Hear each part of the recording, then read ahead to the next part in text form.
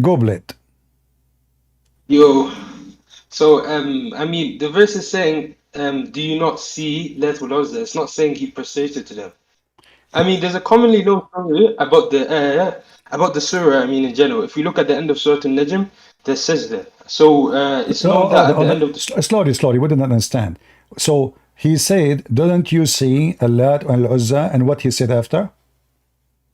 أَفَرَأَيْتُمُ اللَّاتَ وَالْعُزَّى. Yeah, No, do you tell not me know what. them? Why? It's Why like you stop? Why you stop? Tell me what he said after. Did you see Allat Al-Uzza and what he said? Continue. وَمِنَ وَمِنَاتِ ذَلِكَ. I want to pull up the Did he say? ayah properly. Did he say? And their intercession is hoped for. Wait, what's the verse number again? You do not know which verse we are talking about? Yeah, no, I know what I know. I know the verse, but I don't know the number, so I want to open it in my Quran. Which verse you want to talk about? I don't know because they are connected. Yeah, Here we are reciting chapter of An-Najm. Muhammad was reciting yeah, the chapter of An-Najm. He received satanic verses. Okay. yeah. What verse number, so I can look it up as well, so I can You follow want the it. You verse? know, You want where the interpretation appear for this story, or where Allah will just cancel it? Huh? just the number for this verse. What أَفَرَأَيْتُمُ اللَّاتَ وَالْعُزَّى. Just this verse number, so I can look at it in my Quran as well. This is you will find not in this verse. You will find interpretation in chapter 22, verse number 52. Oh, verse number 52. Wait, Uh-huh. wait. Give me a sec to open it. Oh my day. Yeah, but what I was saying is that the verse is saying, "Do you not know?" And the next one, let me also what? What I was saying, you don't have to open it as well.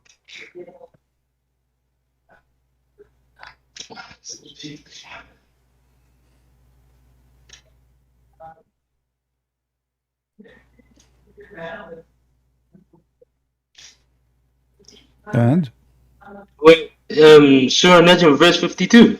mhm. Wait, let me double check. You're a prophet. And you know why the Muslim line in the video saying that the kuffar, the pagans, they bow down with Muhammad because the Quran is so beautiful, when the story is saying they bow down because Muhammad worshipped their goddess. Why you Muslim lie in the video? This video we are playing for you.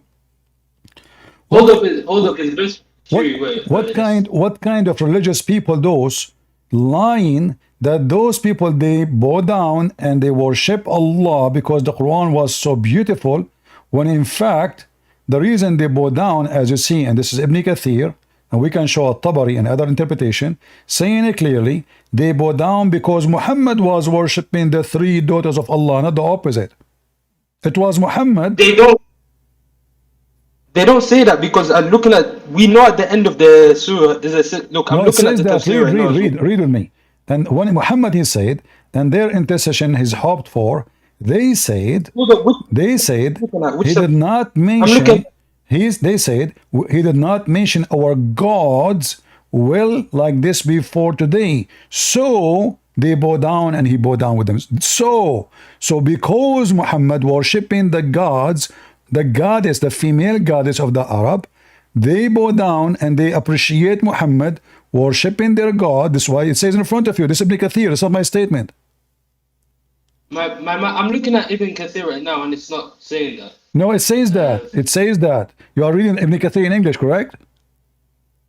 Well, I'm looking at. Well, hold up, but let me switch to English. No. Are you reading Ibn Kathir in English? Yes. No, yeah. Now I am. Now. Yeah. What? In English or Arabic you're reading? But at first I was looking at Tabari for where he's saying this, that he was worshipping them. Listen. I want you to answer me. Why a Muslim can't answer? Does it say that in Ibn Kathir? Yes or no? In Ibn Kathir, right now, it's not saying that Muhammad sallallahu alaihi wasallam. No, it says that. Here we go. This is Ibn Kathir in front of your eyes. This is the official government website of the Kingdom of Saudi Arabia. You see it? And this is Ibn Kathir. The English translation is false. They cut it off. They took it off. Here Ibn Kathir says, قال قرأ رسول الله صلى الله عليه وسلم بمكة النجم فلما بلغ هذا الموضع, when he arrived to this point, he said, did you see اللات العزى المناة الثالث الأخرى? Then shaitan he throw in his tongue, this is the three daughters, the grains, the high, the holy, their intercession is a must. They said, he never mentioned our gods in such good way before. So they bow down and he bow down. And this is Ibn Kathir in front of you. Do you know Arabic? Yeah, I'm reading it as well. It's All not, right. it's not As saying long that as he- long you know Arabic, hold on. As long you know Arabic, can you read and translate? Because maybe I'm lying. Can you read what you in the screen and translate to everybody? قال رسول الله صلى الله عليه وسلم حكم النجم فلما بلغ قوته أن ثلاثة قال الشيطان وأن ما ذكر الحياة بخير فسجدوا أذني سجود فنذر وما أرسلنا من قبلك. Yeah, that's what it's saying on there. So why in the video they are lying, saying because the Quran was so beautiful, the pagan Arab, they bow down worshipping Allah, when in fact it was Muhammad bowing down with them worshipping the three daughters of Allah.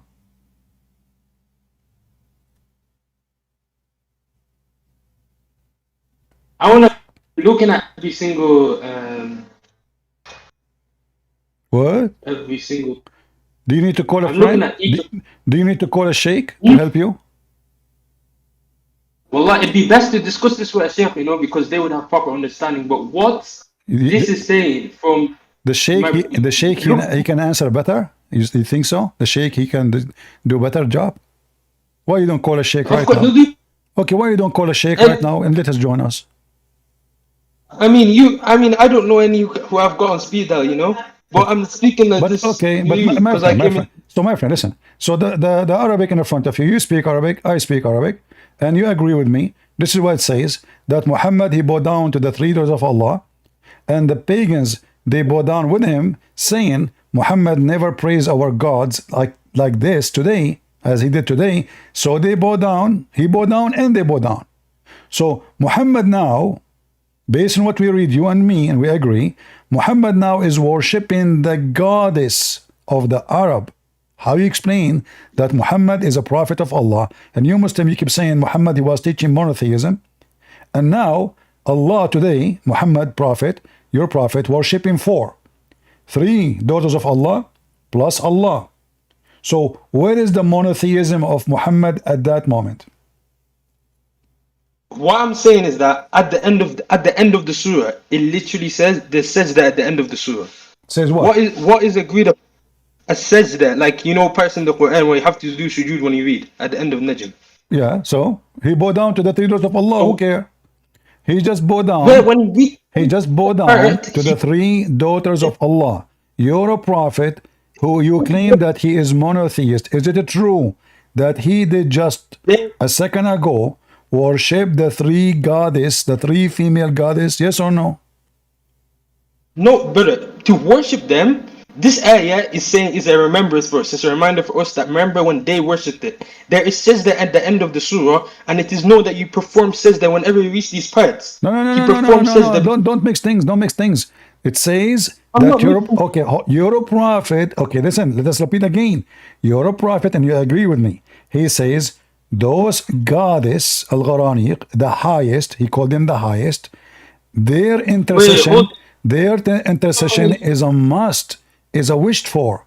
So when you're a prophet saying the goddess, the high goddess, the three daughters of Allah, and he mentioned their name, he said Allah, Al-Uzza, Wait, hold on. Why are you saying intercession? Wait, hold on. You're saying they made intercession. Reading from, going a few pages back, he's saying, أفرأيتم اللات والعزى. Do you not remember اللات والعزى? ومناة الثالثة الأخرى, and the third one.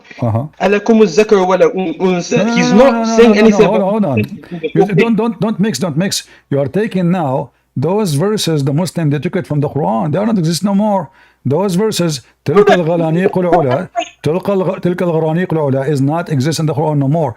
This is supposedly what Shaitan. Right now. Wait, I'm reading the Quran, Surah An-Najm, ayah 19 to 20. Okay. أفرأيتم اللات But does والعزى it say ومناة الثالثة but ألكم الذكر ولكم الأنثى exactly تلك okay, but where is the sentence in that verse where it says إن شفاعتهن لا ترتجى? What in the Shafa'ati? What in the next bit? ترتجى Wait, hold up. Maybe I'm ترتجى. missing. Where we can find this part? Where we can find this part? In the screen, I'm showing you. Wait. شفاعتهن. Yeah. شفاعتهن, which mean they are females. ترتجى. Where in the chapter you are reading it says this line? It's gone. You Muslim took it off. No, my brother. He's explaining about them instead. He's not. You can see in the part before it, in the brackets. That's the ayah. Explain what? He's explained what? He's not saying this. The green is part of the Quran. You can see on top. He's saying. He said shaitan. He throw on his tongue. Shaitan. Do you not throw in his recitation. In his recitation, Muhammad is reciting Quran. He's not making a speech. Correct? No, this is not what Ibn Kathir is saying. When he puts it in the brackets, those are the parts of the Quran. And then he goes on to explain it inside the black and the green. No problem. He puts okay. And then, so Muhammad was reciting the Quran and Shaitan, he throw on his recitation the following sentence. Do you agree? That is not what it's saying. I'm looking at it. No, it says, read it carefully. فَأَلْقَى الشَّيْطَانُ عَلَى لِسَانِهِ. Translate. My guy, I'm reading from every single. No. It's in front of you. Don't make me, don't make a drama. It's in front of you. I'm highlighting for you. Read and translate to people. Does it say, Shaitan, he throw in his recitation, in his tongue, those three daughters of Allah, their intercession is hoped for? Does it say Shaitan throw on his tongue? Yes or no? Wait, hold on. I want to solidify on three things. You said that they will come for intercession. Before you go anywhere, why you are not answering me? Does it say in Ibn Kathir in Arabic, in the front of your eyes, Shaitan he throw on his tongue to worship the three daughters of Allah? Yes or no? No, that's literally that's what it's saying. أفرأيتم اللات والعزى. It's saying the ayah. Then it said, "Call." The Shaitan put this on his word, tilka, on his. He made him say this. Thank you. Tilka. So Shaitan used the tongue of Muhammad, making him worshipping the three daughters of Allah, claiming that they are the high goddess, and their intercession is hoped for, which means make supplication for them to intercede for you. So now, and then, after he said that, he bowed down, and they bowed down with him, correct? And the Arab, they said, he never mentioned our goddess in such good way before, so he bowed down, and they bowed down together. So now, the pagan Arab and the pagan Muhammad both are worshipping four gods, the three daughters of Allah, and the reference in front of you. My guy, you're ignoring the fact that in this whole page, it's not saying anything about intercessions. It's saying it says that. Here we go. I mean, what's wrong with you? He say, look, I mean, even Google got you busted. Here we go. This is Google translation. Here it says their intercession is hoped for. Which ayah number is it saying intercessions? The next ayah in listen. Are you? I don't know what are you eating? This is it not ayah no more, because supposedly this is what Shaitan he made Muhammad say. So this is the satanic verses. Their intercession is hoped for is the satanic verses which your prophet received. So now, did your prophet say, and their intercession is hoped for? Yes or no? Brother, because the Quran does not look things I want to solidify with you. Man and you can explain as you wish. Does Ibn Kathir says that Muhammad, when he was reciting the Quran, he said the three high grants of Allah, the three daughters, Manat and Allat al-Uzza, three, all of those, their intercession is hoped for. Does it say that or no? Brother, Ibn Kathir is not the only one. I'm looking at all of them. Don't jump. See, guys, the Muslims are Muslim. There's no decent Muslim ever exist. A decent Muslim is an ex-Muslim. Why you keep avoiding my question? How many times I need to repeat the same question? Did Ibn Kathir says that your prophet said their intercession is hoped for? Yes or no? Guy, because you're trying to single out, you have to look. Every single I sheikh am does this. singling out. I have the right to single out because I'm asking you why you don't say yes. Say yes. If it's there, say yes. But look, you don't want to say yes. Listen. You don't want to say yes because this is a proof that your prophet is a false prophet and he worshipped 3 daughters of Allah and he bowed down to them. This is why you refuse to say yes. It's in front of you. You speak Arabic. I'm showing you even Google translation, and you did read it for us already. But now you are saying to me where it says their intercession is hoped for. It's in front of you. So does Ibn Kathir says that your prophet said their intercession is hoped for? The goddess. Yes or no? You see how they lie? No dignity. The reference in front of them. The website of the official government website of the Kingdom of Saudi Arabia. Government website. It's in the front of their eyes. Still they play games. Can you believe it? Satanic. This is satanic religion. If those people, they have little belief in any God besides Satan. Wait, sorry. I couldn't hear you for a few seconds. Sorry. Okay, so now let me repeat my question for the last time. I'm not going to keep repeating, please. I'm not a kid. You're not a kid. So let's talk as adult. Does Ibn Kathir says that your prophet, when he was reciting the Quran, he mentioned the 3 daughters of Allah, and he called them the Gharaniq, which means the goddess, the high goddess, the high goddess. Inna shafa'atahunna turtaja, their intercession is hoped for. And then he bowed down, and they bowed down with him. Does it say that? Yes or no? Okay, now that part about calling them the best, that part is addition, because that's what I'm not even considering saying as I'm looking at it right now. I want you to say why you don't answer. Did your prophet say their intercession is hoped for? You said to me 2 minutes ago where it says that. I said it's in front of you. Does it say that their intercession is hoped for? Yes or no?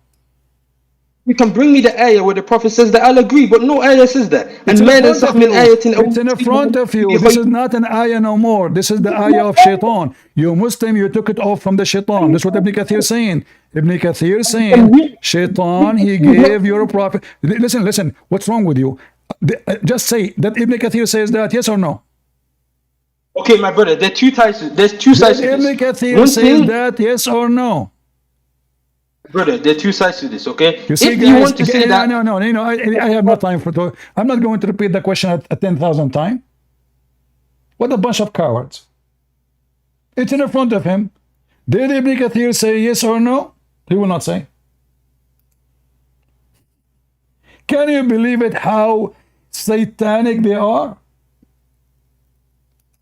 I just use Google translation in front of your eyes. You don't want to say yes, it says that. Why? Because you are satanic. Because you know, if you say yes, this is what he said, that means your prophet is a satanic man. Let me do the translation again in front of everybody. Here we go. Using automatic Google translation, not Christian Prince, nobody else.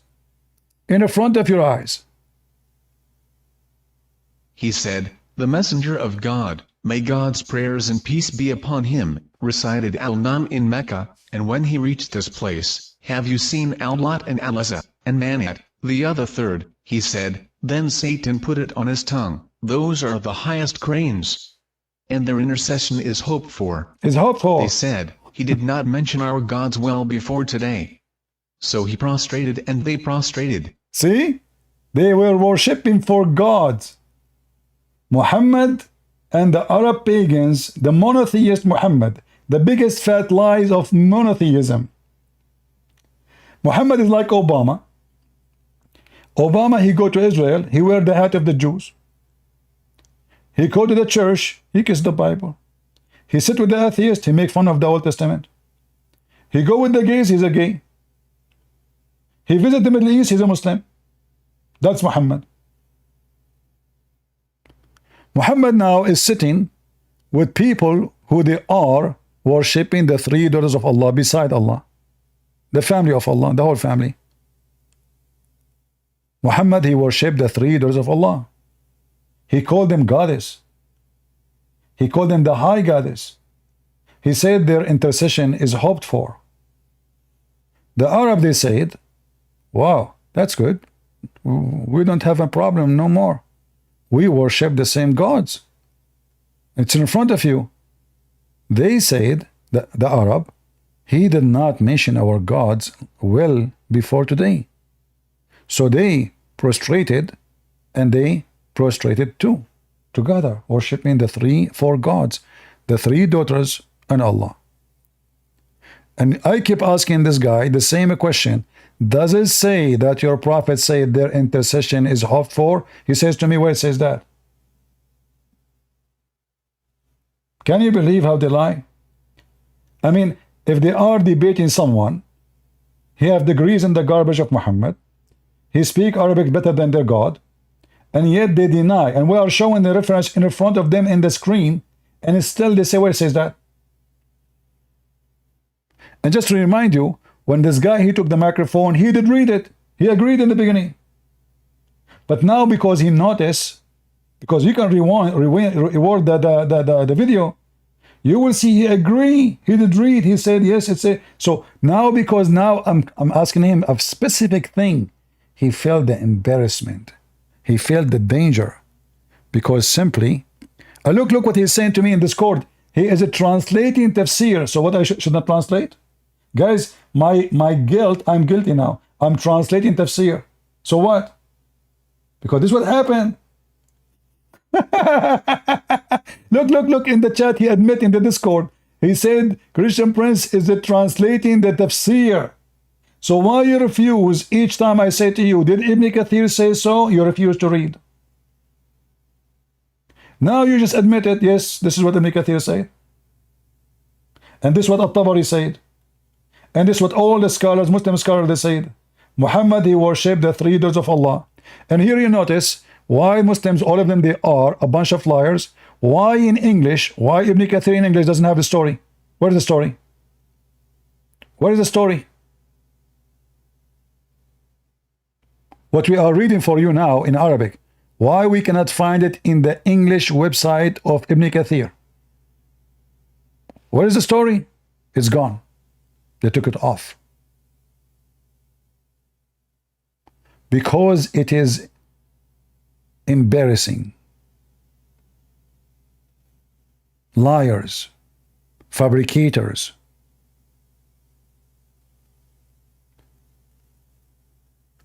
You cannot find it in Ibn Kathir in English. I have Ibn Kathir in Arabic. Ibn Kathir in English is not even 1% of Ibn Kathir in Arabic. From all the books. Any story which is an embarrassing, the Muslim, they took it off.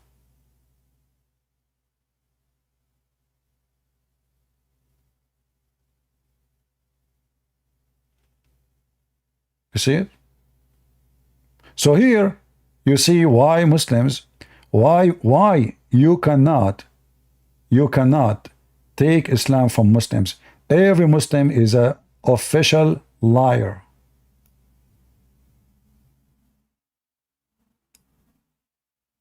Until he proved the opposite for you. You see, in law, in the court, unless it is Democrat court, everyone proven innocent until he is guilty, like you prove he's guilty. In the case of Muslims, every Muslim is guilty until he proves that he's innocent, because they lie, and they are commanded to lie. And the important for us here that this story is a true story, and the Quran confirm that Allah will take off, will erase what shaitan he throw on the recitation of Muhammad. But here you need to ask yourself, as long as shaitan was successful first time to do so, will shaitan, he can be successful second time to pose the same verse here? How we know now that this verse itself, which it says Allah will take satanic verses off, how we know that this verse itself is not from shaitan? Because the story says that shaitan, CP himself cannot show the verse. Are you mentally ill? Guys, the guy saying to me, CP himself, he cannot show the verse. You idiot. You Muslim took it off. This is what the whole story about. Allah, read, are you idiot? Chapter 22, verse number 52, Allah will abolish it. So who is the one who abolished it? It was you Muslims. Allah did not do anything. And the proof Allah could not abolish it, we have the same verse still exists in Ibn Kathir, in Al-Tabari, in Al-Qurtubi, etc. Guys, look at this. When Allah, he says Allah will abolish it. Huh? And look at the first translation. He says he throws some misunderstanding. He said worship the three words of Allah, and this is some misunderstanding. Are you sure? Why Muhammad was explaining the Quran then? Or he was reciting the Quran? I mean, look at those hypocrites. If you change the translator, look at this. This is Sahih International. Let us see. Let us see different potato. He throws some misunderstanding. How he can throw misunderstanding, brother? He was not explaining the Quran. He was reciting the Quran. He was not explaining the Quran, brother. He was reciting. Look. Here is different story. The same book, the same Muslims, different translation. This translation of who? Muhammad Hilali and Muhammad Khan. Never did we send a messenger or a prophet before, but yet when he recited the revelation or narrated or spoke, Shaitan throw some falsehood in it. Guys, do you see the stupidity of Muhammad? He just said that all the prophets of Allah, they recite satanic verses. Anyone knows why this is so stupid? Who knows why this is so stupid?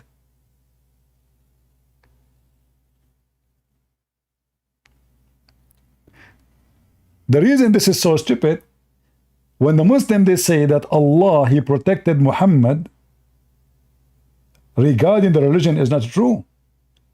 As you see, Allah, he failed to protect any of his prophet to recite his revelation without the Quran or even the books before it involve recitation of Shaitan.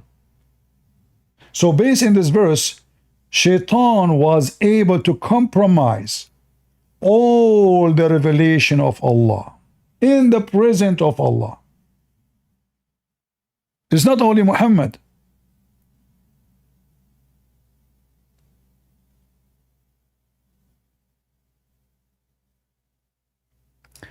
Ahmad saying to me, I am quoting a weak hadith. I don't know, Ahmad. I mean, you are so smart because the Quran says that this is true. Guys, does it say in front of, is it the Quran is a weak hadith?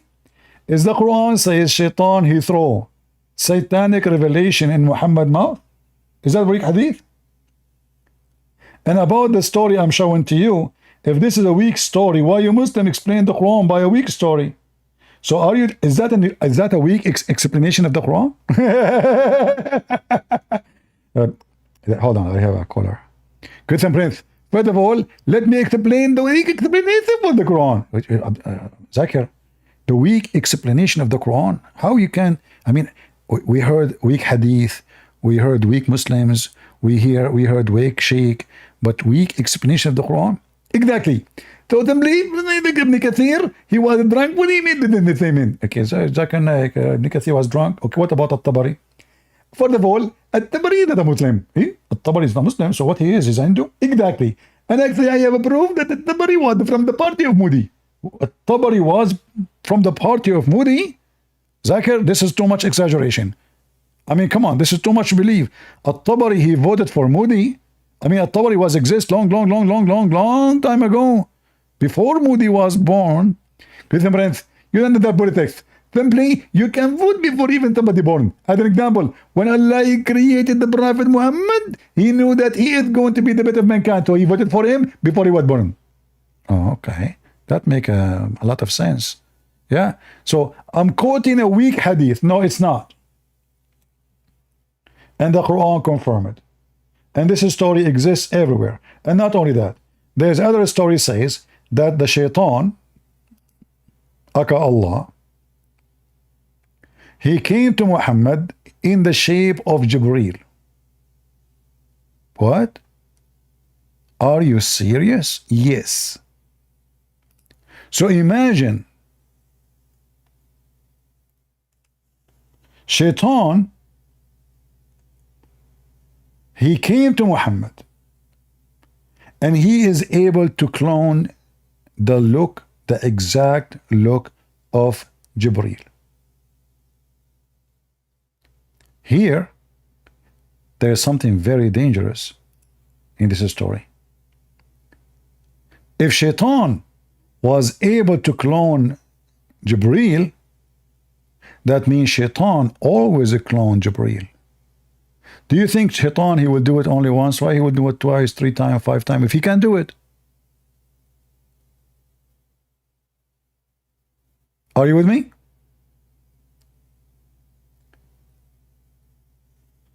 As long as Shaitan, it's so easy for him to change his look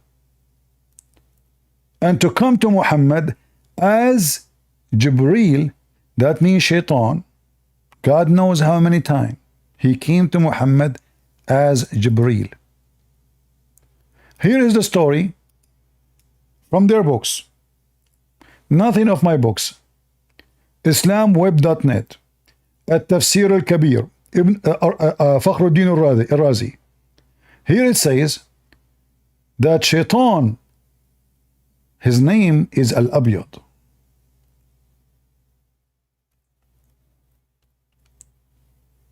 Read carefully.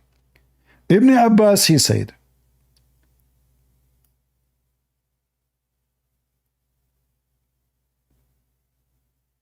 and here the Muslim, by the way, they are reporting stories, and here the story before it, they don't like it, the story after it, this is the true story. So look, this is the true story now.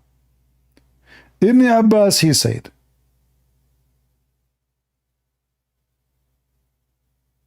let us see.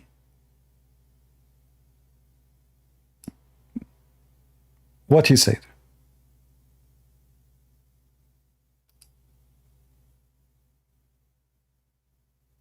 Ibn Abbas, may God be pleased with them both, said in the narration of Atta, a devil called the White One came to him in the form of Gabriel, peace be upon him, and gave him this word, so he recited it.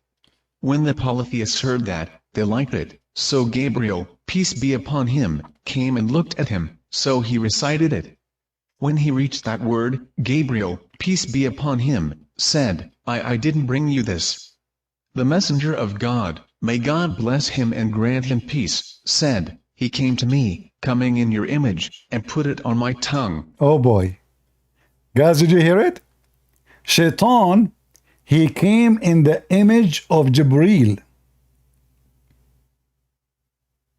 And he gave Muhammad the satanic verses. Who? Shaitan. How he looked like? Like Jibreel. What he called himself? Al-Abyad, which means white, because Jibreel is white. Do you see it, Muslims? Here we have an example of how amazing the Quran. This is a sheikh, his name is Al-Urayfi. Very well known. He have a conference in France or Belgium, I'm not sure. They brought in the stage a person who don't speak Arabic. And now the Muslim want to show you how your heart will tell you which one is the true Quran. So the sheikh, he will recite 2 kinds of Quran. One he just fabricated, and one is from the Quran, the true Quran. And he will ask this French boy, which one you like more? And look what happened. فارسي ما يقدر يفرق ذكر رحمة ربك عبده زكريا هذه الجملة الأولى وجلسنا معك وأنسنا لك طيب هذه الجملة الثانية قل له هل شعر بفرق بين الكلامين الجملة الثانية ارتاح إليها لم تضبط He liked the fake Quran more. What happened here, guys, I don't know, like the video somebody played with it. The guy, he liked the fake Quran. Supposedly, after he sang the Quran, he made 2 Quran. Fake one and true one. And he asked the guy who is not a Muslim, he do not know Arabic. He don't know what he just said. He said to him, which one you like more? The guy, he liked the second recitation, which is the fake Quran. Do you see how stupidity work? Huh? He liked the fake Quran. And then he said, okay, let's repeat again, let's repeat again. عموما هذه الطريقة هي ليست دائما مع كل الناس يكتشفون. He said, not always this way work, not always work, not always work. Really? So Allah, he failed this time? Not always work, not always work, he said. Not always work. So it works sometime, doesn't work sometime. I can tell. Yeah. The chapter of the apple he make. And here, by the way, you see how easy to make Quran. The guy, he knew how to make Quran. How he knew, what I mean by knew. You know, the Quran have a, there's a way to learn how to sing it. So like you double a sound, you extend the sound, you extend the letter. So he made the two sentence or two verses of our statement look exactly the same, but they are different words. So he sang both of them, and both of them, they sound like Quran. And the guy, he liked the fake Quran. And maybe this is why Muhammad, are you sure he is not reading two different ayah? No, I am sure, yeah. He was reading the chapter of At-Tufahah, my friend. Do you have a chapter in the Quran? It's called the chapter of the apple. The chapter of the apple. Can you read? People are laughing at you. Those are the atheists posting this thing. The chapter of At-Tufahah, Surah At-Tufahah. Do you see it? The chapter of the apple. The guy, he created a new Quran called the chapter of At-Tufahah. You know Arabic, you can read Arabic. And look, guys, look what he said. He said to me, are you sure they are not two the same? So now he did not notice that this is not Quran. He thought, even this guy, he thought it's Quran. He just said, Christian Prince, the guy who was speaking to me, who knows Arabic, I just hang up on him. He said to me, look in the text. He said, are you sure this is not both Quran? Which means he really believed that the guy he made Quran now is a true Quran. Even the guy who speaks Arabic, he thought this is Quran too. And now he is like trying to cover it. He says, I haven't heard it before. He still think there's a chapter in the Quran called the chapter of the apple, because he liked what the guy said. There is a chapter of the orange. I mean, what you can say, your Quran is like a zoo. There's all kinds of names, weird names. Yeah. So he invited this guy on the stage, and supposedly his trick will work. The guy, he will like the Quran more. And then what an embarrassment, he starts saying, well, you know, this is not all the time work. Sometimes it works, sometimes it doesn't, you know. Yeah. Sometimes it works. What an embarrassment. Here, hold on.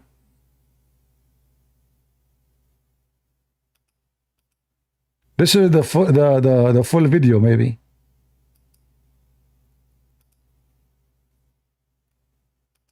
The chapter of At-Tufahah. شنو هذا؟ تفاحة عيني؟ أنا ودي توقف وأنت تترجم، وش رأيك؟ نعم إن شاء الله. فقط يعني إن شاء الله فيه خبر يسوركم. يسرنا. طيب الآن أو بعدما تترجم؟ قالوا لي الآن. الآن يلا. في إنسان أظن. طيب أنا ودي تترجم بعدين شوف الخبر. وعندهم خبر صار لكم. نعم. يمكن يوزعون عليكم على 1000 يورو يمكن. أو الخبر. ما شاء الله. So now this is the guy again. This is the same video. ما شاء الله. They will do a trial. Sebastian. They ask for a volunteer, a person who is not a Muslim, who don't know Arabic. Can you come to the stage? This guy, I think he said his name is Sebastian. Can you speak English? Bismillah. A little. Okay, come. Allahu Akbar. Allahu Akbar. Allahu Akbar. Allahu Akbar. ما شاء الله ما شاء الله ما شاء الله. I'm very happy to meet you. I'm very happy for this news, ما شاء الله. الحمد لله. Il est heureux que tu aies pris cette décision aujourd'hui. C'est une bonne nouvelle pour lui. طيب طيب. شيخ حاوره ونحن طيب هو ايش اسمه؟ سيباستيان. سيباستيان. طيب اسأله هو كم عمره ما شاء الله؟ T'as quel âge How old is Sébastien? he? J'ai 26 ans. 26 سنة. 26 سنة. 26 years old. طيب هو جاء إلى هنا لأجل ماذا؟ ما الذي جعله يأتي هنا؟ Anyway, just to أحد go. أصحابه Let us go to ايش the part. الاشياء احسن اشياء له انا هل يفهم العربيه او الفارسيه Do you او understand يقدر Arabic? يفرق؟ Est-ce que tu comprends les langues étrangères telles que l'arabe, le perse ou autres? No, he do not know Arabic. ما يقدر يفرق، يعني لو اتكلم مع عربي او اردو او فارسي ما يقدر يفرق. Ça He veut dire said que if I si la speak to him in Urdu or Persian or Arabic, he don't know the difference. maintenant le cheikh parle avec toi en ourdou, en perse ou en arabe, tu peux pas faire la différence. Là يفرق. طيب قل له انا ساعطيه جملتين اريده ان يحاول يكتشف الفرق بينهما. Là il va prononcer deux phrases et il veut que tu vois I will give you two sentences, and now it's your job to find if there is difference between them. est-ce qu'il y a, ou plutôt tu lui fais ressentir ce que ces phrases ont fait sur toi. D'accord? Donc tu vas essayer de lui dire quelle est la différence entre ces deux phrases, que tu ne comprends bien sûr absolument pas. طيب So, yeah, so now he will do the test of the truth, that this is the book by Allah. You will love it when you hear it, even though, look, he don't know Arabic, he don't know Persian, he don't know Urdu, he don't know the difference. But now when I recite for him, I will recite two different things. One is a true Quran, and one is a fake Quran. And look what his heart will choose. تفضل يا شيخ. اسمع الكلام الاول.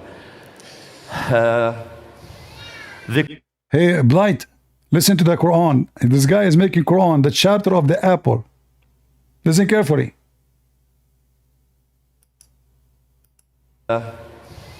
ذكر رحمة ربك عبده زكريا إذ نادى ربه نداء خفيا قال رب إني وهن العظم مني واشتعل الرأس شيبا ولم أكن بدعائك رب شقيا وإني خفت الموالي من ورائي وكانت امرأتي عاقرا فهب لي من لدنك وليا يرثني ويرث من آل يعقوب واجعله رب رضيا. Oh boy. هذه الجملة الأولى قل له.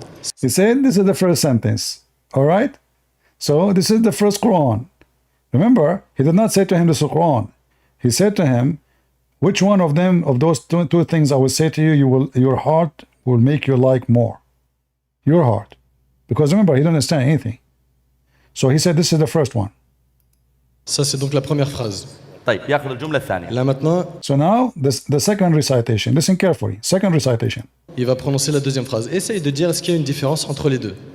نحن اجتمعنا في هذا المكان. Now he is fabricating Quran. Listen carefully. This is not Quran. This guy is fabricating now Quran. And then he asked the guy, which one you like more? He said he liked the second one, which means he liked. His heart felt better to the second one, which is the fake Quran. Il va prononcer la deuxième phrase. Essaye de dire est-ce qu'il y a une différence entre les deux. نحن اجتمعنا في هذا المكان ثم جلسنا في هذا الزمان ثم التقينا معك وجلسنا معك وأنسنا لما لقيناك ثم سوف بعد ذلك نفارقك لكننا سوف ندعو كثيرا لك. طيب هذه الجملة الثانية. Ça c'est la deuxième phrase. قل له هل شعر بفرق بين الكلامين؟ Est-ce que tu Now, did you find any difference between the two? as ressenti une différence entre les deux phrases? Est-ce qu'il y en a une parmi les deux qui a peut-être touché ton cœur? Voilà, la deuxième. La deuxième, al-jumla thaniya. ارتاح إليها. طيب He liked the second one. He liked the fake Quran.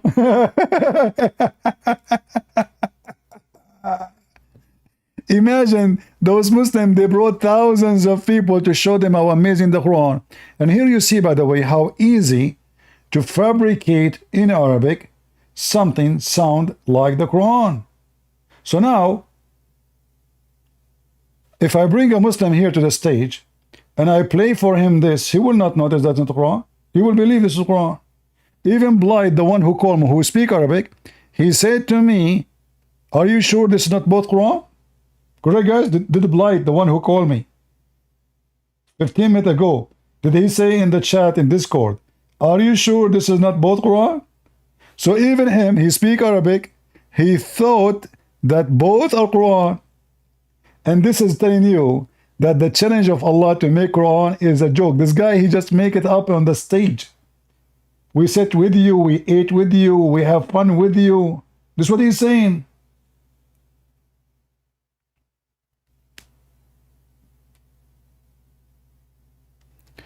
I'm asking because I never even heard the video. No. You said, are you sure? Because I played the video already.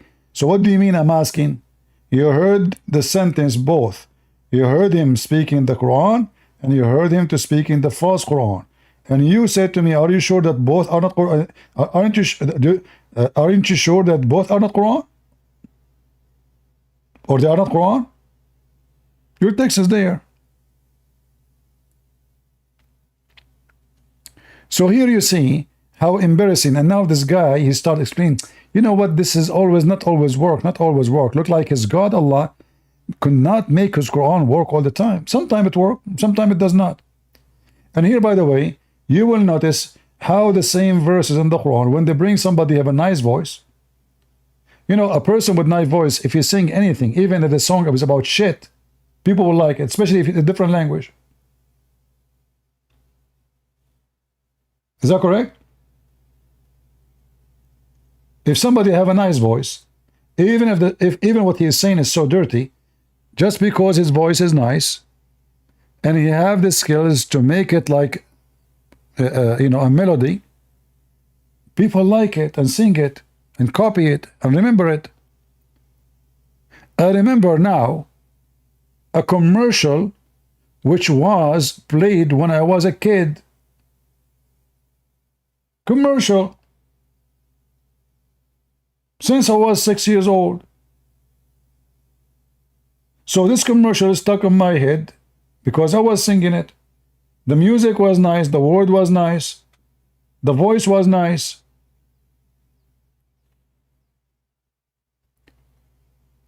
Here you see the stupidity. What about we focus on the meaning of the Quran, and then we will see how stupid this book is. So Shaitan, he throw in the mouths of all the prophet of Allah satanic verses. If we ask Blight, who is the one who caused this to happen? Is it Shaitan or Allah? Who is a Muslim can answer? Let us guess. Guys, who is the one who caused satanic verses to be thrown? Huh? Blight, he said Allah, of course. Huh? Guys, look. Blight, he said in Discord, he said Allah, of course. So how stupid this religion is. So why the Quran says Shaitan throw the satanic verses if Allah is the one who throw it? People, do you see what he said?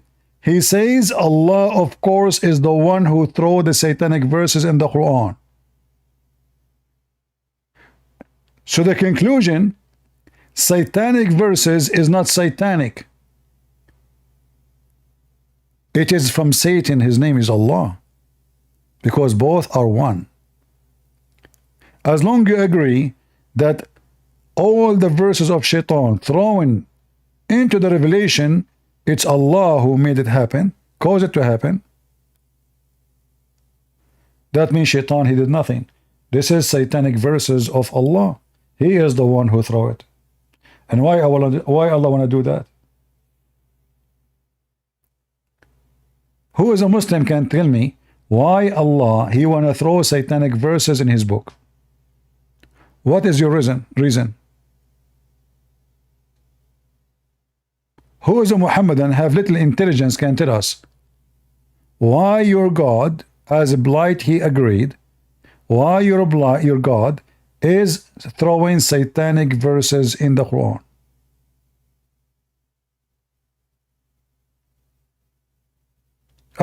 Blight, he answered, he says, Allah, he do as he wish. Yeah, Allah, he do as he wish because it's Shaitan. You know, he have no ethic. Correct, guys? If you have no ethic, you do as you wish. If you have ethic, you don't do as you wish, because your wish will not go against your ethic. But when you have no ethic, your wish is unlimited. So Allah, He throws satanic verses in the Quran, and then He play. Look at the drama. It turned to be Shaitan. He did not do nothing. It was Allah. He throws satanic verses, and now Allah will take it off. It's like, you know, I shoot you and I will save you. I mean, why you save me? Why you shot me anyway? What is that? What a joke. And then they say to us that the book of Allah is preserved by Allah. No, it's not. You just agreed that Shaitan is Allah and Allah is Shaitan, and the one who is throwing satanic verses is Allah Himself.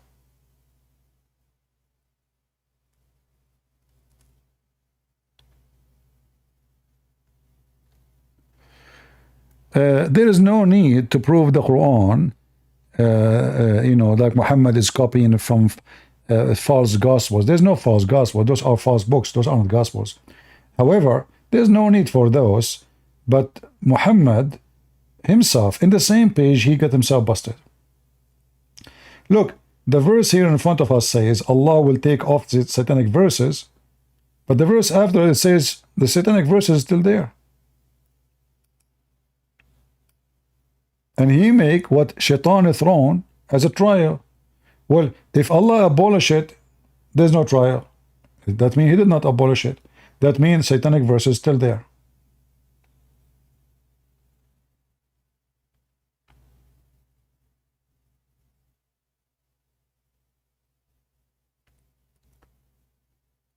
Guys, Blight, he said, after looking at many tafsir, he did not find one saying satanic verses.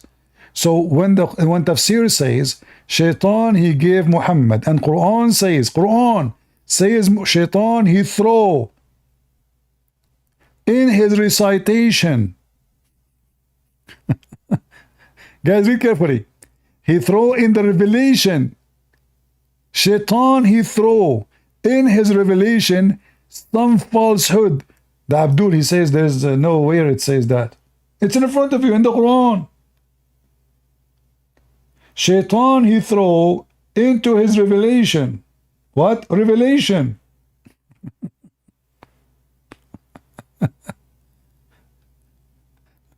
I never met a Muslim, he is not low IQ. And look what he said. And despite not, say, next Allah abolish it. Okay. It's too late. What you are saying to me, that you have a daughter, she lost her virginity, and now Allah will stitch her vagina. Well, she is not a virgin no more. And the book of Allah is not a virgin no more. Shaitan, he have intercourse with the mouth of Muhammad. And he have his orgasm on the mouth of Muhammad. Satanic verses. And now your prophet, God, saying, he will wash the mouth of Muhammad from the Satan orgasm. Too late. Excuse my language. Just to make you understand how severe what we are talking about. When Shaitan was able to throw on the mouth of Muhammad, where was Allah?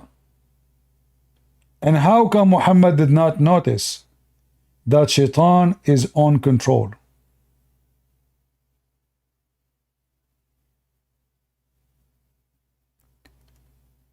How come Muhammad did not notice that he is worshipping the three daughters of Allah? Right?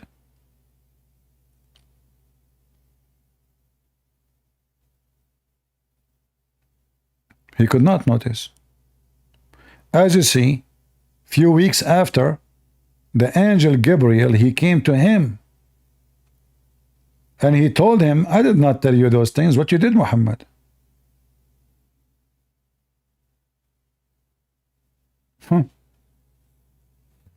I did not tell you this. So if Jibreel did not come to Muhammad, Muhammad will never notice that this is from Shaitan. Imagine all this time he is worshipping the three daughters of Allah.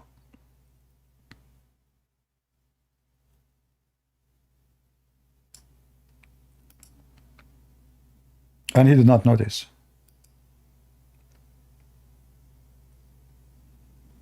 Ibn Abbas, may God be pleased with them both, said in the narration of Atta, a devil called the White One came to him in the form of Gabriel, peace be upon him, and gave him this word, so he recited it. When the polytheists heard that, they were impressed, so Gabriel, peace be upon him, came and looked at him, so he recited it. When he reached that word, Gabriel, peace be upon him, said, I didn't bring you this. The messenger of God, may God bless him and grant him peace, said, he came to me, coming in your image, and put it on my tongue. See? Go blight. Tell me a reason that your prophet he received truly a book from God, true God. Give me a reason. Good reason. So you want a solid reason of the Quran being Wahi? No, the Quran or anything. Give me a reason that Allah is a true God or Muhammad is true prophet, whatever you wish.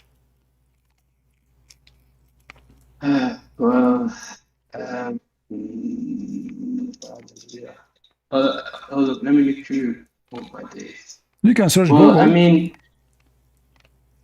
yeah, I mean, if you look at well, you know the Dome of the Rock in Jerusalem? The Dome of the It's a Rock in monument. Jerusalem. You know of it? Yeah, what about it? Me, I see it as proof that the Quran stayed. It's just more proof that the Quran has been unchanged for how many years is that? 1K years. I mean, my friend, we just showed you that the Quran was delivered by Shaitan, and now you are coming to me with the proof that the Quran has never changed. Let us say, for the sake of argument, Quran never changed. Hold on. For the sake of argument, Shaitan never changed. But are you saying to me that the Quran you have today, do you swear by Allah that the Quran you have today is never changed? Never changed. It's like the meaning and the wording. Well, never change. There's other meaning. I mean, there's when I say never change, never change. So never change or never change or change.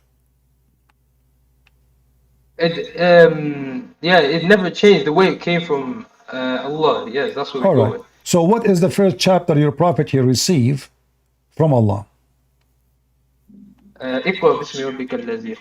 Where we can find this in the Quran? Is that chapter 96? Let me type it up.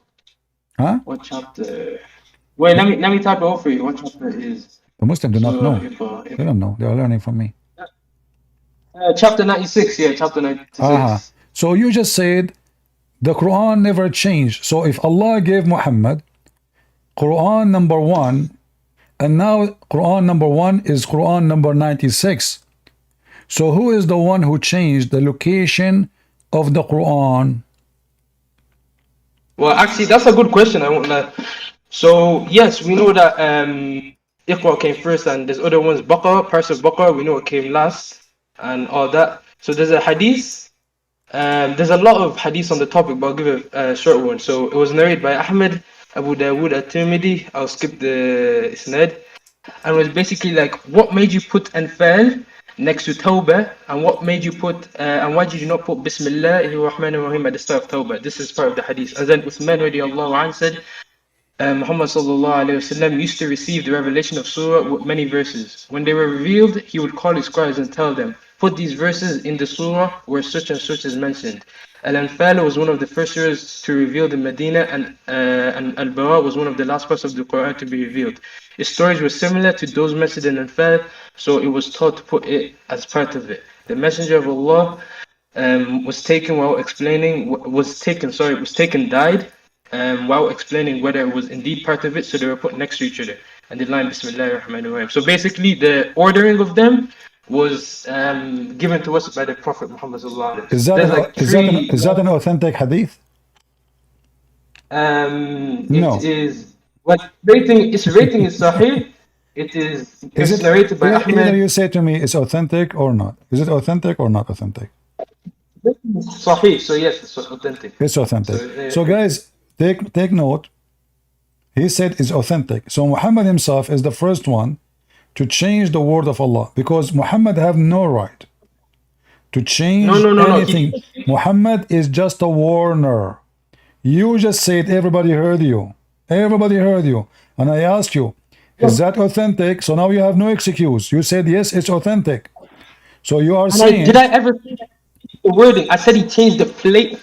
Look, in the hadith it says, why was Tawbah put beside Al-Fal? And in the hadith, Muhammad he said they were put together because they had the same topics. So he did not change any part of the actual verses. He was the one who just he changed because when you take sentence out of their places as Allah gave it to him, that is a corruption. If I write a book and I made a sentence in page number 1, and then you take my sentence to page number 50, that is what corruption is about. Even your Quran confirmed that. The Quran says that those who change the words from their location is the one who doing corruption. Is that correct? See, the thing is that this is what do you call it? This is how Allah said that He should do it. No. You cannot say to me, this is how Allah you should do it, because if Allah He said this is how you do it, it should be in the Quran. Because remember, Muhammad received revelation either by something called Hadith Qudsi, which is a scam, or Quran. Neither of them, it says what you are saying. Can you show me where in the Quran it says that Allah told Muhammad to change location of verses? The Quran says the opposite. Those who change location of words from their location, you see the Muslim translation, they lie. They say they switch word or twist word from their context. It's a lie. The Quran saying يُحَرِّفُونَ الْكَلِمَ عَنْ مَوَاضِعِهِ. So they change the location of words from their places. In another way, they displace the words. Correct? So, okay, yes, but the thing is that, as I said the hadith, I said they're multiple. So there's another one by Al-Qadi Abu Bakr. The order of the verses is something that is obligatory and binding. So listen. So now what you confirm to me, that you're a prophet, he did not leave the Quran as Allah gave it to him. He started playing with it. You said that, everybody heard you guys. Did he say the prophet told them to put this one here and that one there? You said that. And this hadith is telling you that Jibril told him where to put each verse. So that means Allah told him. If Jibril unless we want to listen. Yes. If Jibril told him to do that, Jibril had to receive verses from Allah. Because the Quran says, because this is contradiction. Allah says, the one who changed the words from their right places, he is a bad person. He is betraying God. So those people who change location, they are not good people. And now you are saying to me that Allah, why Allah want to do that? Are you saying to me Allah, when after he gave Muhammad the Quran, he found that he is wrong, and he decided to change the location of what he said? Now that's a slight debate, because angels they do not have it's a peak of the debate, but they're generally agreed on not to have free will. So if Jibril told him to do X, then it is usually agreed upon that Allah told him to do X. My friend, what about free will now? In Islam, there is no free will. I'm saying, listen, focus with me. If Jibril told Muhammad to change the location, why even Muhammad he accept? Shouldn't he say, if Allah give it to me this way, why I am changing it? Did Muhammad ask him why I'm changing it? Okay, so we know that Jibril is the one, as we know from the first verse, who gave it to him. It came to Jibril. It was given to him from Jibril. So, and we know it's from Allah to Jibril to Muhammad. First of all, can you show me where the first verse it says that Jibril is the one who gave him what he gave him? Where it says Jibril, where the name Jibril appear? Where the name Jibril appear? So chapter 96, I don't see anywhere the name Jibreel. Where's the name Jibreel? Where's the name Jibreel? There's no name Well, Jibreel. I think it's mentioned somewhere else. Is it true that the one who told him that this is Jibreel, it was the cousin of Khadija, Waraq ibn Nawfal? No, it's because Prophet Muhammad sallallahu alaihi wasallam, he was physically there. Nobody told him. He was there and then he ran home. No. It's from his own. Okay, give me a proof that Jibreel told Muhammad, I'm Jibreel. Go ahead. Well, sure. Wait one sec.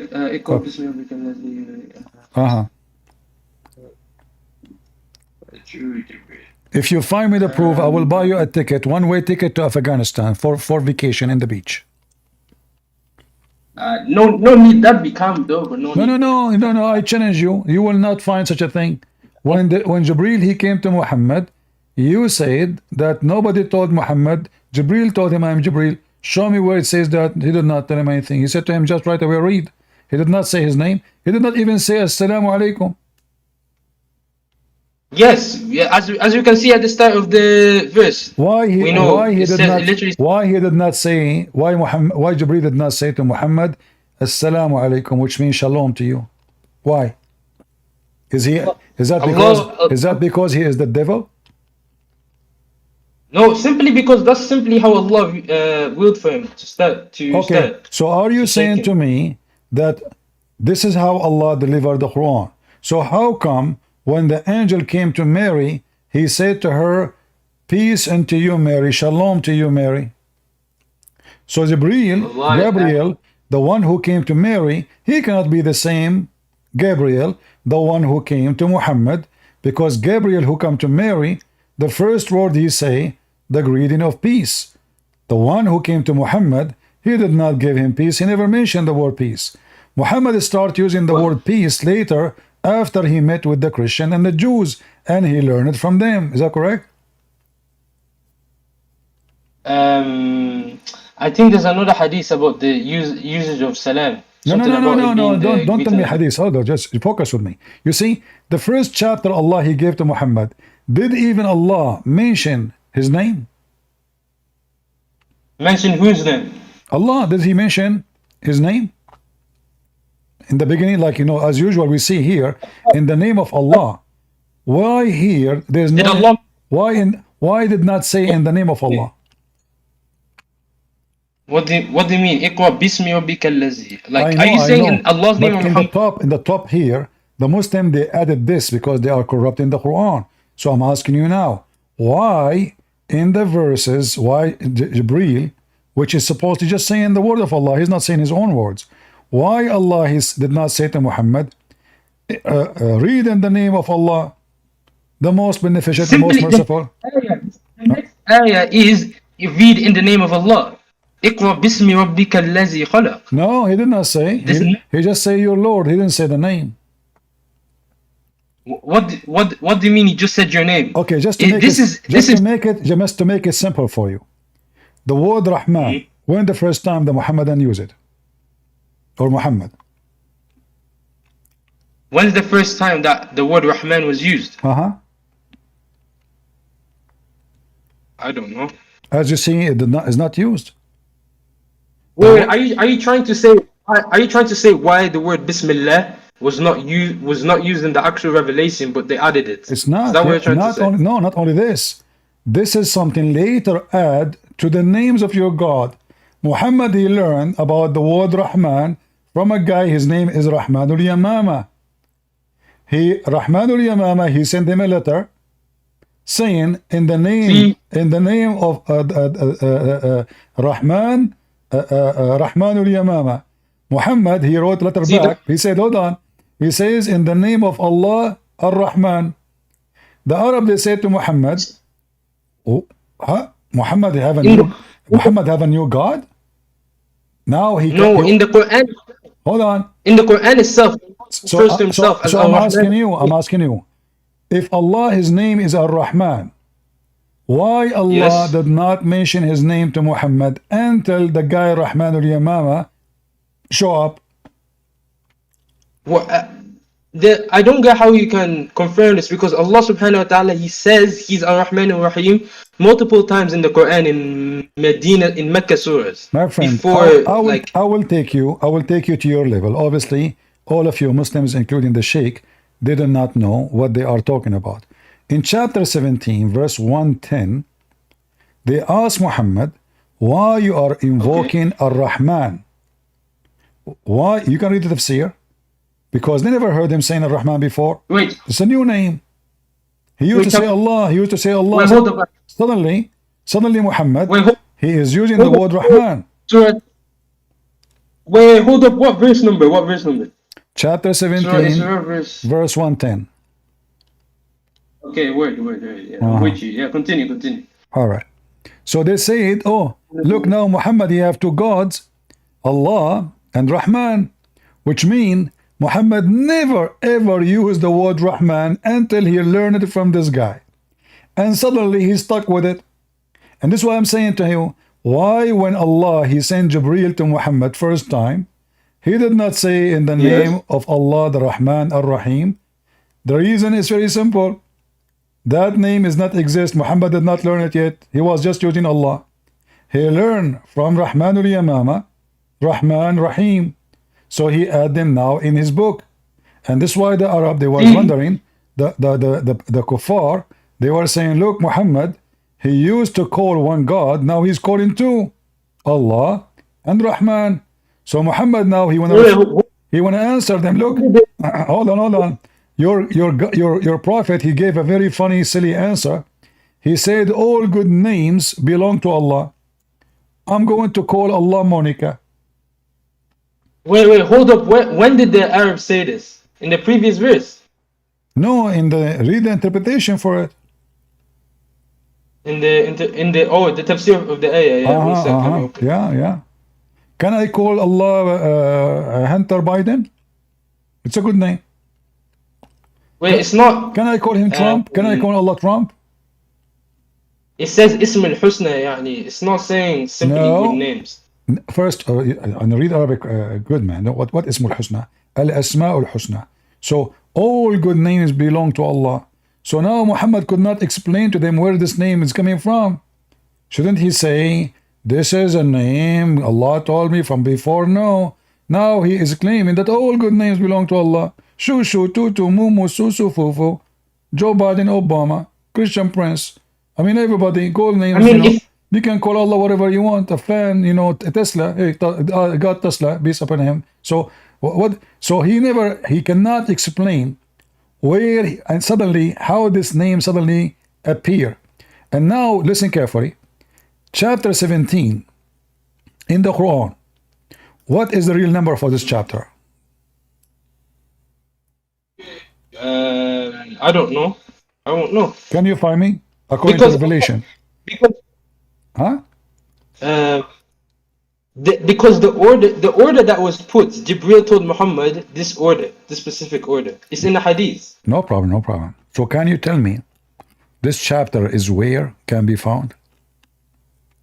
I mean, you can know whether the surah is Madani or not to judge where it's being revealed. Okay. So listen carefully. According to the books of the reason of Nuzul, or according to Revelation, this is the chapter number 50. Okay. 50. Yes, Meccan surah. Which means Muhammad, he was claiming to be a prophet of Allah, and he already received 50 chapter. Yet he never mentioned the name Rahman before. Ever. So what happened? Allah was playing hide and seek. He did not tell him that his name is Ar-Rahman, or Muhammad, he liked the name, he just added, and this is what happened. Look, it says it clearly, he added the name. All good names belong to Allah. This is not Allah name. This is not Allah name. This is not Allah name. This is not Allah name. Read it. Whatever name you invoke to him, whatever name, Allah, they ask him, why you are calling him Rahman? You have a new God now? He says, I call him Allah or I call him Ar-Rahman. It doesn't matter, for all names belong to Allah. All good names. So obviously, Muhammad, he just copied the name from the guy. 50 chapter he received, he never mentioned the word Rahman. And then if you go in the Quran, just to show you that this book is book of corruption, chapter 17, verse number 1. I want you to focus with me. This is very tough for you. Do you see here it says, in the name of Allah, the most beneficent, merciful? There's no Rahman. Even in the same chapter. That's not. Hold on. That's not part of. Hold on. So now, chapter number 50, and yet Ar-Rahman is mentioned in verse 110. Is not even in the beginning. So now, if this is something very important for Allah, this is why later we find in the name of Allah, the most merciful, everywhere, Ar-Rahman Ar-Rahim. But then we will find that they are adding it. Look, guys, do you see? It's not verse number 1. It's a fabrication. If Allah did not say in the name of Allah, why the Muslim put in there Bismillah ar-Rahman ar-Rahim? The Quran does not have it. They added. Because hold on. And now let us go. Let us go to verse number 1. Let us go to verse number 1. Verse number 1. Hold on. Nobody said verse the actual Quran. Okay. Verse number 1 in the Quran is what verse in Islam? Verse number 1. Yes, that one is what do you call it? There's a difference of opinion among scholars as to whether to cut the one for Bismillah. But for every other surah, it's agreed upon. You just say Bismillah because you're saying the same way you say Bismillah before you eat. But what I want to talk about is I'm asking you, according to Revelation, chapter of Al-Fatihah is what chapter? The first chapter. No, according to Revelation. I don't know again of the chapter. It says according to you, it's chapter number 5. According to you, to your scholars. According to your scholars, it's chapter number 5. Wait, where are you getting that? Where are you getting this info from? Well, yes, you can search right now any website. I know them by heart. Go to search Quran according to Revelation. Quran order according to Revelation. You will find it. Yeah. Okay. Did you find the website? Any website, open it. Muslim website, don't open Christian website. They are kuffar. Okay, yeah, fair. I think I found. Okay. Wait. So does it say Al-Fatihah is number 5? Okay, fair. Yeah, it's going by Fatihah as number 5. All right. So guys, focus with me, and I want you to focus with me. We just killed your prophet. Look what happened. Guys, in chapter number 5, which is now number 1, does it say in the Quran, in verse number 1, in the name of Allah, Ar-Rahman Ar-Rahim? It says that. Ar-Rahman Ar-Rahim. But we just proved that the first time the word Ar-Rahman is used in chapter number 50, which is today 17. The scholars already agree. It's already a difference among scholars about whether Bismillah, that first Bismillah. What scholar, guys? Look at this. So are you saying to me the scholars? It's you who gave me the microphone, saying to me, "Okay, I will give you the reason. Quran never changed." It's you who mentioned the topic, and now you are saying to me, the Muslim scholar they differ if chapter of Al-Fatihah start with the name of Allah or not. But what we have now. There's more to this. Let me explain it to you. So basically the Sahaba themselves, they agreed upon that it must be written at the beginning of the surah, apart from Surah Tawbah, yeah? But, mostly. You said what? Mostly agreed. You said mostly. No, I said okay, the Sahaba, yeah, not the scholars. Sahaba, I mean companions. If the Sahaba is higher than the scholars, they are the companions. Okay, so now the companions of Muhammad, did they agree that Al-Fatihah start with the name of Allah Ar-Rahman Ar-Rahim or not? So The Sahabas agreed upon that every single surah starts with Bismillah except Tawbah. And the thing is that for Okay, hold on, guys. The Sahaba, they agree. Listen to this carefully. He just nailed his prophet. The Sahaba, the companion, they agree that every chapter in the Quran start with in the name of Allah Ar-Rahman Ar-Rahim. But we just showed you that the first time Muhammad, he mentioned the word Rahman, it was in chapter number 50, which is in the Quran today as 70. It's not part of the Quran. As you can see in Surah Al-Iqra itself, it says Bismillah at the top written, but it's not given a verse number. You simply they agree. So you are saying, okay, no, hold on. Okay, in chapter of Al-Fatihah, okay, chapter of Al-Fatihah, is it verse number 1 or it's not? That is what I'm going to. So basically, the scholars they have a different opinion regarding this Fatihah only, because the rest are known. They're not actually verses. Quran, guys, I thought the Quran is a preserved word by word, perfect by perfect, and now the scholars, they disagree. They have different opinion if this verse is part of the chapter or not. Yes, my guy. As you can see, whether you have it or not, because Bismillah will be read whether you have it or not. But the thing is, because in like Who care about happy, my friend? Who care about being happy or not? Focus with me, Abdul. Focus. Too much hashish. Listen, this is not about happy or sad. I feel sorry for you. You just said that you Muslims are not sure if this verse is part of this chapter or not. So somebody added. Because as you see, the first time Ar-Rahman appeared, it was a chapter number 50. So there's no way that in chapter number 50 it appeared first time, but we find it in chapter number 1. My boy. So, what was I trying to say? It's that, oh my days. Brother, I've lost my train of thought. Yeah, now continue. How old are you? Huh? How old are you? Does it really matter? Well, you don't call a sheikh because, you know, according to Islam, it's better if you have 2 witnesses. So if one of them forgot, the other one will remind her. Of course, I don't have a man with me. You don't know any good sheikh? Like someone smarter, he can beat me? Okay. I don't have them as speeder, bro. You do not what? I don't understand what? I don't have them to call. No, you can call them. I don't have. No, you can call them. Why not? I mean, sheikhs, I like sheikh. You know, like this guy Al-Arifi, the one who making chapter of the apple. Call him, tell him this guy, he claimed to be a scholar. He think he know Islam. Get him busted. You know, look, he is demolishing Islam wherever we go.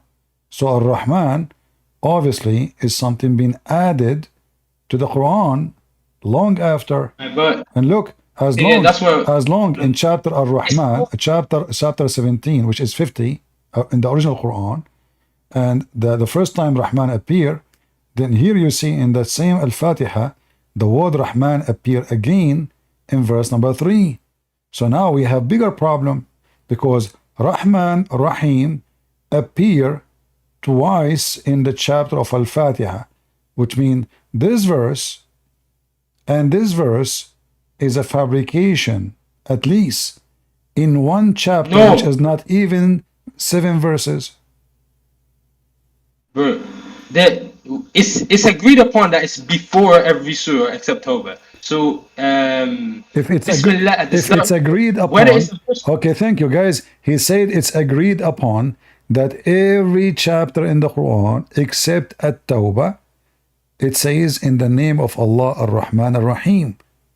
You just killed Muhammad again. Look what happened.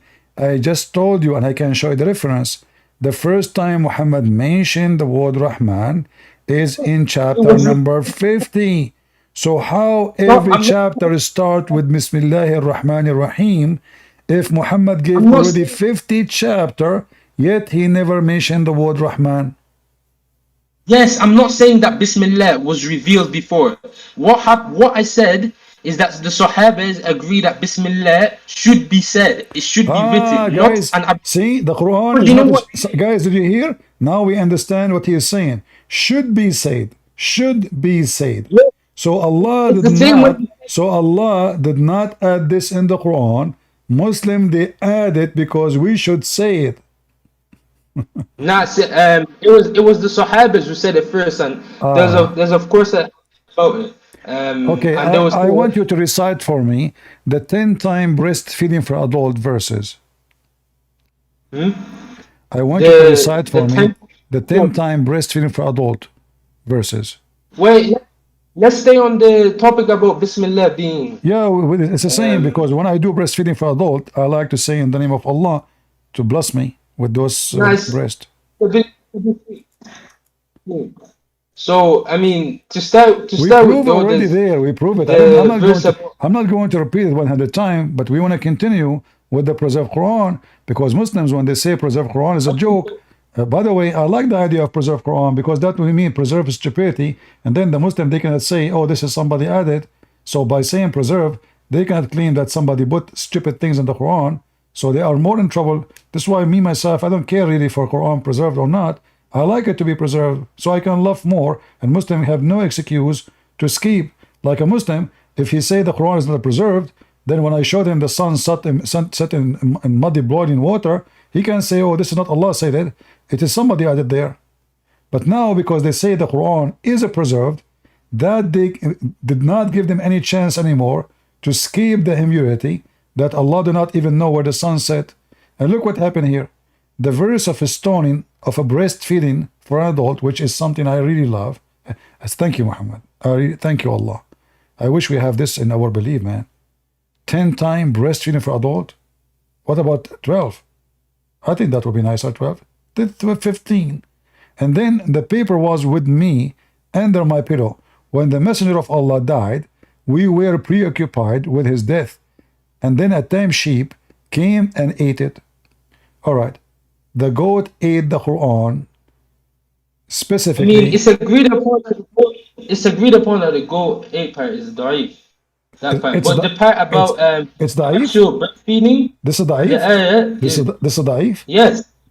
So why here it says Hassan? Huh? Yeah, brother, you know Hassan. Hassan itself is not strong grade. A second ago you said da'if. Hassan mean good. Brother, there's multiple opinions on the hadith from different. Hassan is good. One of the names of your prophet's grandsons is Hassan. Is that correct? Yes, but some people say this hadith is sahih. So Hassan is good or bad? Okay, what I'm trying to say is that there's multiple opinions. Why you don't want to answer? Hassan is good or bad? The majority of opinion on this hadith is that it's da'if. Hassan, don't tell me majority, you're lying. This is Sunan Ibn Majah, and this is an authentic book. This is Sahih Sunan Ibn Majah. The Muslim Sunni, they have 6 Sunni Sahih authentic. This is one of them. 6 writers. And this is one of them. And now I'm asking you, the word Hassan, does it mean good or bad?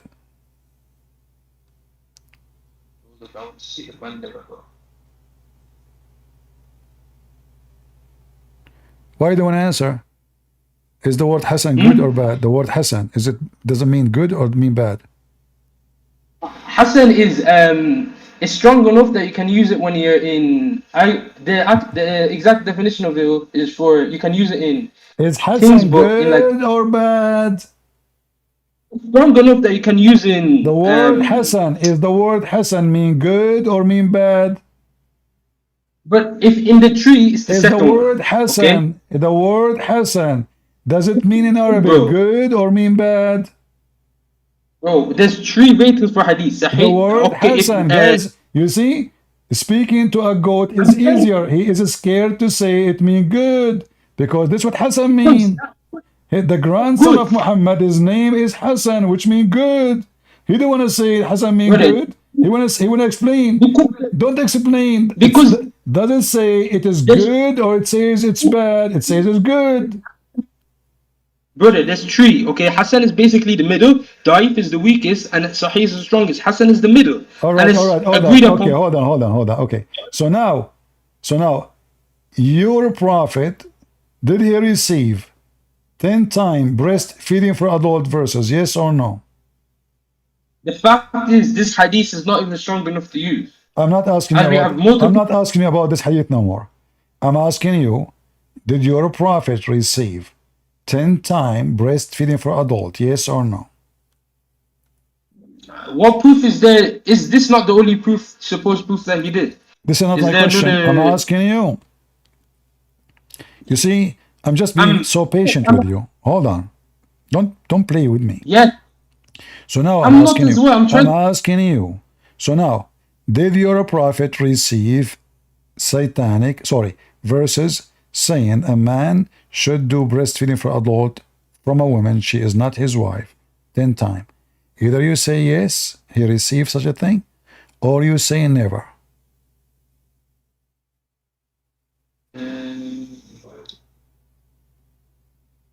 What's that? I'm looking at different things. Uh-huh. Okay, yeah. So the multiple versions of each version of this hadith, they all agree on that part that verse did exist. That verse did exist. And it Thank was you very removed. much. So it is Sahih. So now, where is the verse? So hold on. You said this is true. Allah, He sent 10 times command, 10 times Muslim women, they have to give their boobs to stranger to suckle them. And you agreed. Where we can find the verse? Where we That can is not what the Arabic. In the same hadith, it says it was abrogated. That لا ننسخ من آية أو ننسيها نأتي بخير منها أو مثلها. Okay, In the same, you just gave another screwdriver to your God. Now, guys, did he say it says is abrogated by 5? Show me the verse of abrogated by 5. So now we have two missing. The one with 10 and the one with 5. You see, you are digging under your feet. So can you show me the verses which is abrogating the other verse? It was 10 times and now it is 5 times. All right. Can you show me the verses? It's not saying that's abrogated 5. It's saying other hadiths establish the number for fosterers to be 5. It's you who said the word abrogated, not me. Yes, and that's what. But I want you to. All right. The other verse. So hold on. Who is the one who command you to abrogate the verses and take it off from the Quran? Can you show me reference that your prophet said, don't write those verses in the Quran because they are shameful? Wait, what? No, it's simply what do you call it? What are you saying again? What are you saying again? Muslim, he cannot focus. Abdul, look at my finger here. Focus. So now, your God, he sent verse of 10 times breastfeeding for adult. You said Allah abrogated by 5, which is very silly to believe, because why Allah will make it 5? It was 10. Like Allah, he found himself mistaken with the number. 10 is not necessarily to make it 5. Is that a joke? And what 5 can do and what 10 can do, and they have to be in different time. But this is another question. Allah, he abrogated the 10 by 5. Where is the 5 verse? And where is the command of abrogation to 5? Can you show it to me? In this, okay, so one thing I want to agree on, that you can see in the hadith, it says that the number is for fosterage to be 5. No, it's not saying for adult. No, this is not for fostery. What fostery? This is for adult, not for kid. It says it literally there. Okay, let's see in Arabic. Read it. Here we go. رضاعة الكبير رضاعة الكبير الكبير adult. And then look at what it's saying about it's not saying it in Arabic, but it says in the English. Because simply there's no such a thing. This is additional. Here, this part here in English is a note. This is not in the hadith. This is your this is your funny, silly Muslim website. Adding stupid things is not part of the hadith. So now I'm asking you, 10-time adult breastfeeding, what is the verse? And you can literally see them explaining that it's for fosterage. Where is the verse? Okay, listen, they can add many explanations as they want. Do you have a proof that this verse is taken for a reason beside the goat ate it? The goat eating part is agreed upon to be da'if. That is, my friend, that's a lie. Because simply, if it's da'if, why it says there it is Hasan? Because you know, each hadith there's not a single narration of a hadith. Multiple people, there will be multiple narrations of a hadith. So the hadith is said by multiple people on a Hasan rating, Sahih rating, up to the goat eating part. Do you get where I'm going with this? No, I don't. You know, what I am saying, if Allah He sent such a chapter, and you confirm that chapter was there, who is the one behind deleting this chapter from the Quran? Allah subhanahu wa ta'ala says himself, مَا نَنْسَخْ مِنْ آيَةٍ أَوْ نُنْسِيهَا نَأْتِ بِخَيْرٍ مِنْهَا أَوْ مِثْلِهَا. So are you saying to me, okay, guys, translate what you said so people can laugh. مَا نَنْسَخْ, nothing is abrogated. مِنْ آيَةٍ, nothing is abrogated from the Qur'an. It's Surah Al-Baqarah. Wait, pull up the verse. Surah Al-Baqarah verse around the end of Juz 1. Wait, I'll pull it up myself. I have it in the screen. So now, Allah, He caused verses to be forgotten. Did your God Allah says He caused the Quran to be forgotten? That is not what it says. It says it's an explanation in English for us. مَا نَنْسَخْ مِنْ آيَةٍ. No, the word to forget is not. It's not there. The word forgotten not there. No, I'm saying the English is explanation for us. No. It's basically saying that. I said to you, you see, you Muslim, now you're trying to find out. You are so scared. Does it say to cause you to forget, or not? Does it say cause you to forget or not?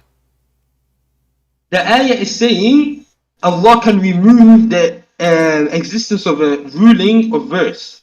It doesn't say cause you will not do that. It doesn't say cause you to forget. It doesn't say cause you to forget.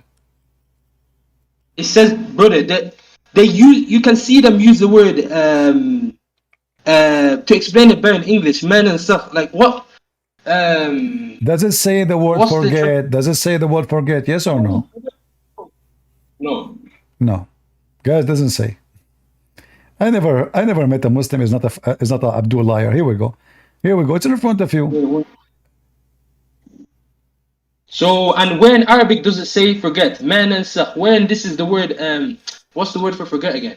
It's in front of you, Abdul. In front of you. Potato. Nunsiha. Why every Muslim is a potato? Nunsiha is to forget. It says nansakh. Oh, you're talking about nunsiha later. You see, I should kick you out from here a long time ago, but I'm being patient with you. You see how patient I am with you? I mean, you keep saying it's not there and then I get you busted. You say it's not there and I get you busted. So your God, He calls you to forget the Quran. But you call me and you say, you want to prove to me that the Quran never changed when even your God saying He will make you forget the Quran. So now let's go back to zero. So the verses of breastfeeding for adult, did Allah cause you to forget?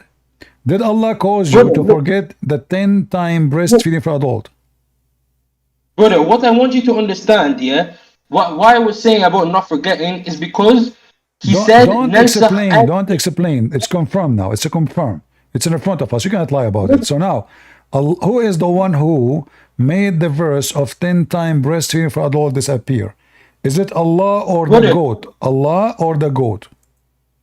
The goat part has been agreed upon to be da'if. But what I'm saying is that... That is false. In the website I showed you, it says Hasan.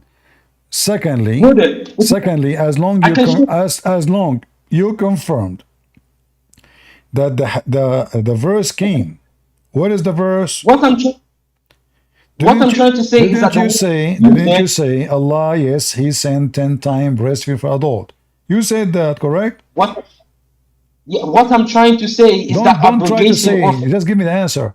You agreed that Allah sent down 10 times breastfeeding for adult. Did you agree or not?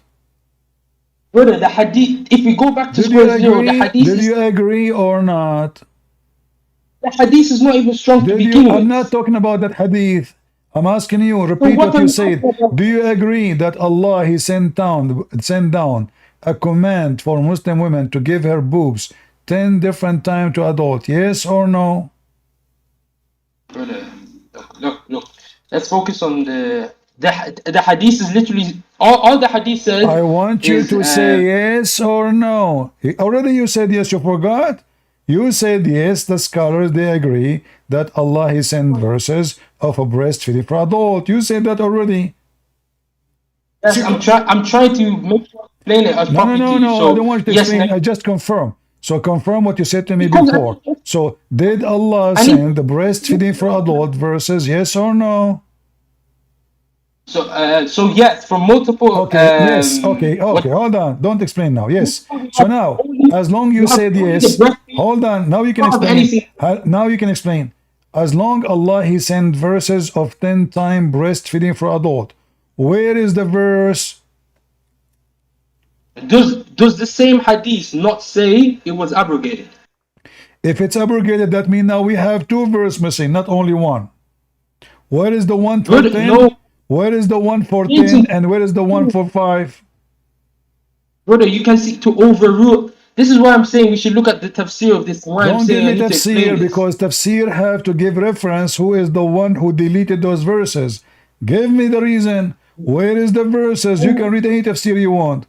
Who is the one who deleted? Who is the one who took those verses from the Quran? So now we have 2 problems instead of 1. One verse was 10 times breastfeeding for adult. The second verse was 5 times for adult. Where we can find the 10 time? Where we can find the 10 and where we can find the 5? They are gone.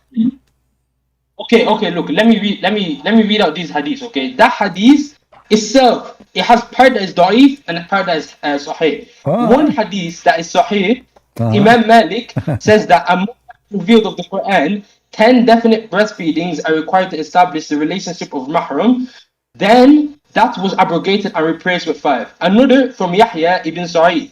It was revealed in the Quran that 10 breastfeedings are required to establish the relationship of mahram, then 5 are required. Another, so you can see where I'm going with this. There's no. You are going nowhere because you are being an idiot. Because simply you are mixing between breastfeeding for a child and breastfeeding for adult. Breastfeeding for adult does not make a man a breast. Okay, let us make it simple. Is a breastfeeding for adult make the man forbidden for the women? Brother, what I'm saying here, I'm saying for a man, and this is what the hadith is saying. It's saying to be a mahram. No. It doesn't make you a muhram. It doesn't. No, brother, this is why I need to explain it. Okay? This is why I'm trying to explain it. No. You say to make you a muhram. It does not make you a muhram, which means the man still can have sex with the women, correct? Brother, this is why I'm saying you should let us explain. We should look at the tafsir. Anyway, the ayah in the Quran that's referring to this, the ayah that's referring to 5, I'm pretty sure it's وَالْوَالِدَاتُ يُرْضِعْنَ أَوْلَادَهُنَّ, or it's another one. I'm pretty sure it's وَالْوَالِدَاتُ يُرْضِعْنَ. So listen, make it simple for me. I want you to tell us, what is the purpose of this breastfeeding for adult? For the mahram status, that is what is said in the hadith that are sahih, that I have 4 of, okay? Not this one, the one about the goat eating. Anything that has the goat eating is, I'm reading this word for word, Muhammad ibn Ishaq. Why you never give me an answer, Frank? Why you want to give me a speech? Just give me the answer. What the purpose of this breastfeed for adult? Does it make the man forbidden from the women to have sex with her? So if a woman, she gave her boobs to the guy, and he play with them and he sucked them 10 different days, is he still can marry her and have sex with her, or he cannot? Brother, this is why we need to look at the tafsir that explains better for both of us. You can look as much you want. Give me the answer. The hadith, okay, I'm trying to explain to you as best as I can because I've Don't not read the explain tafsir now. for this. Give me the answer and then explain. So can the man still have sex with this woman after breastfeeding for adult? Yes or no? I cannot give you because I don't even know the complete fatwa on this. Because what the hadith is saying, Okay. is saying it So was revealed in the that now, what is the according to your understanding? What is the logic of this 10-time breastfeeding adult? Why Allah giving your wife command so she can give her breast to the neighbor? What is the point?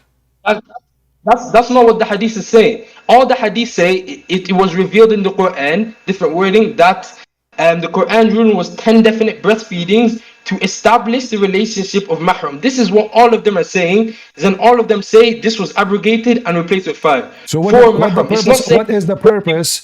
So explain to the audience. Either your God is satanic, commanding Muslim women to cover their hair, but to show their boobs and suckle it.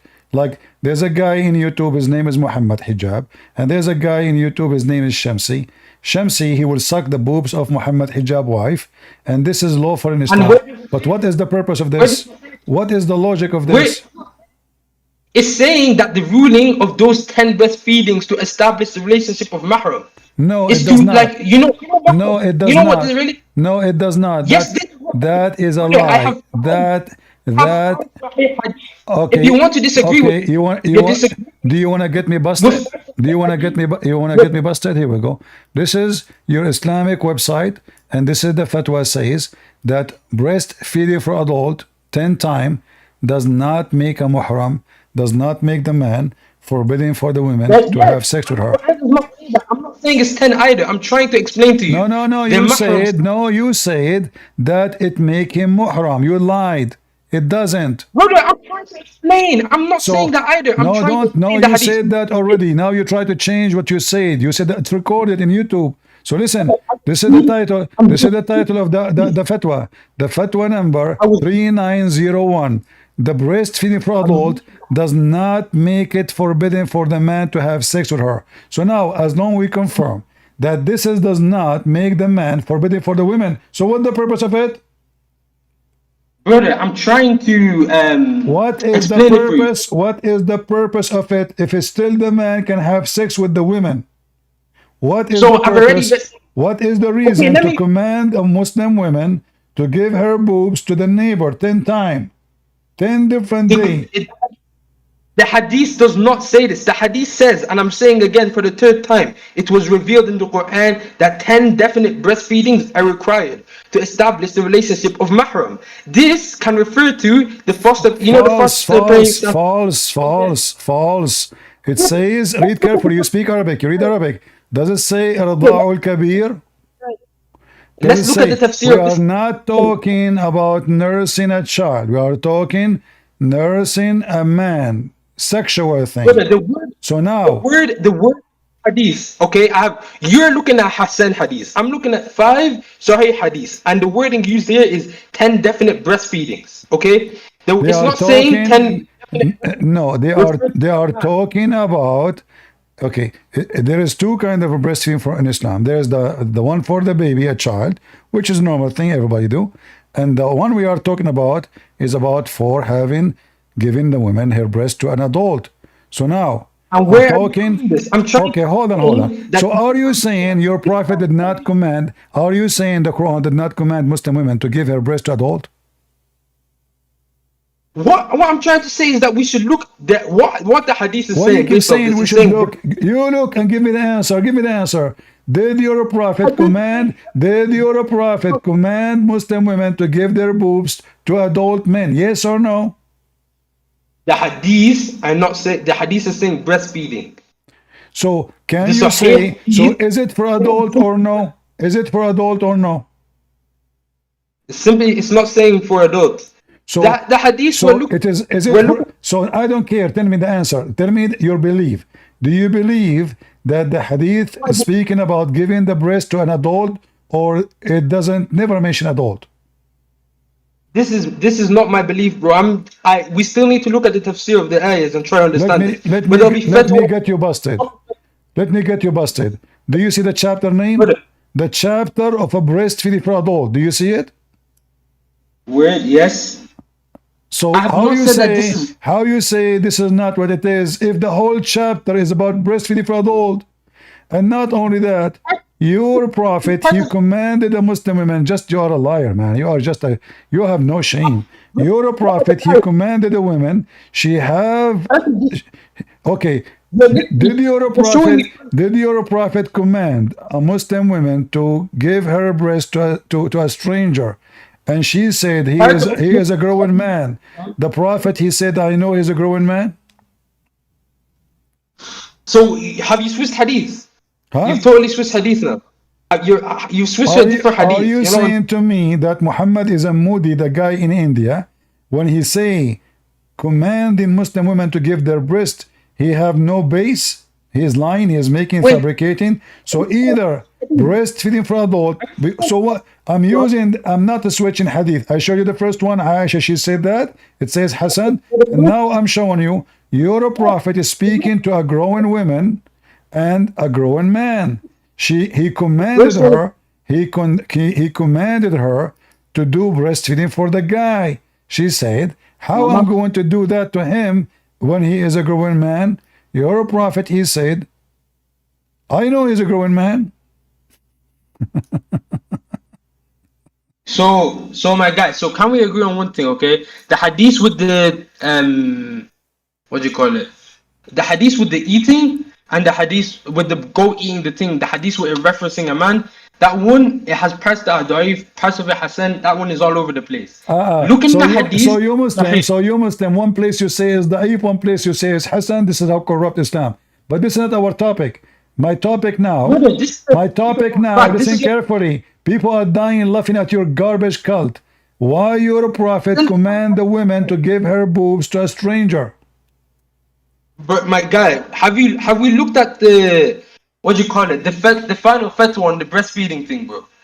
Yeah, it says it make no difference. It make no difference. It does. No, it does not. It will, because no, it does not. Here we go. Read it. Don't lie. Read it. Read it. Here we go in front of you. This is the question for the fatwa. Does it make it forbidden for the man if he do breastfeeding from adult? The answer, no. No. And this is according to all Islamic Sunni sect. فمذهب الجمهور والأئمة الأربعة وغيرهم أن رضاع الكبير لا يحرم. You see it? Apologize for lying. Apologize right now. The doctrine of the majority, the four imams and others, is that breastfeeding. Apologize for lying. Did I show the proof? Did I show the proof of what I am saying, or you are the liar? Okay, brother, what you're showing right now is showing that this hadith that you showed, the first one, that one is just agreeing that it's da'if. Now what we have to look at now, they are saying that this act will not make the man forbidden. They are not even talking about the goat hadith. Don't fabricate. Don't fabricate. I'm not fabricating.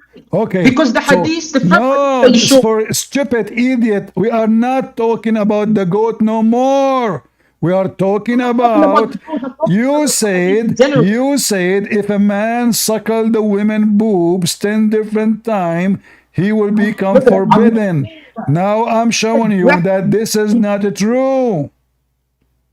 I said breastfeeding every single time. I said it revealed in the Quran 10 different times that 10 definite breastfeedings. I said breastfeeding. No, I never said it man. says for adult. It says for adult. The hadith, okay, the one you're looking at is a bundle because a part of it da'if is listen. Why you cannot be honest for a second? Does it say in front of you that the imams, they said breastfeeding for adult does not make the man forbidden? Does it say that or not? So, like, is that disagreeing with these hadiths I'm reading? If the man breastfeeds from a woman, I'm losing my voice with you. Does your imam says, because I said to you, what is the purpose of this 10 time? You said the man will become muhram, which means forbidden for him to sleep with her, which is a lie. It does not. It does not stop. Get out of here, you coward liar. You have no dignity. I'm not going to speak to you anymore. What a trashy person. I'm showing a reference in the front of your eyes. We show him the hadith, breastfeeding for adult, eaten by the goat. He say it's da'if. The website says it's Hasan, which means good. He say that breastfeeding for adult make the man forbidden for the women. We show him the fatwa. Here we go. The fatwa in the front of your eyes. Let me translate the whole page. The whole page.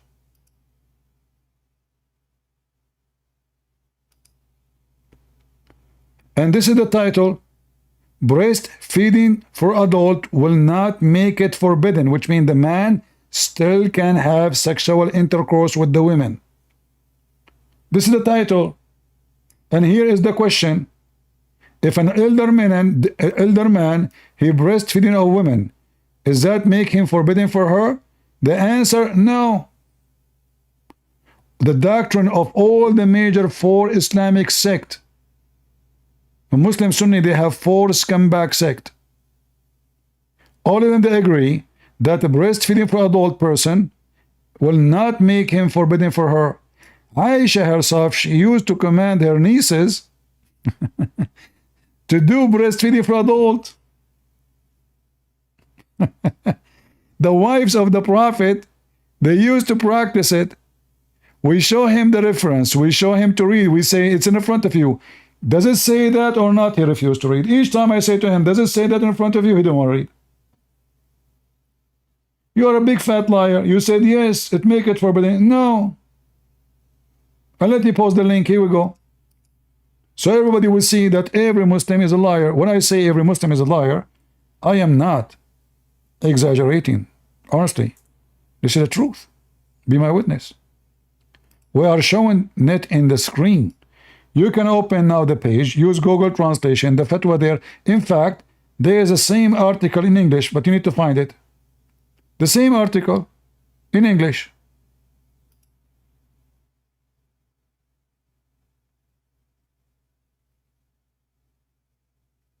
No dignity, no honesty.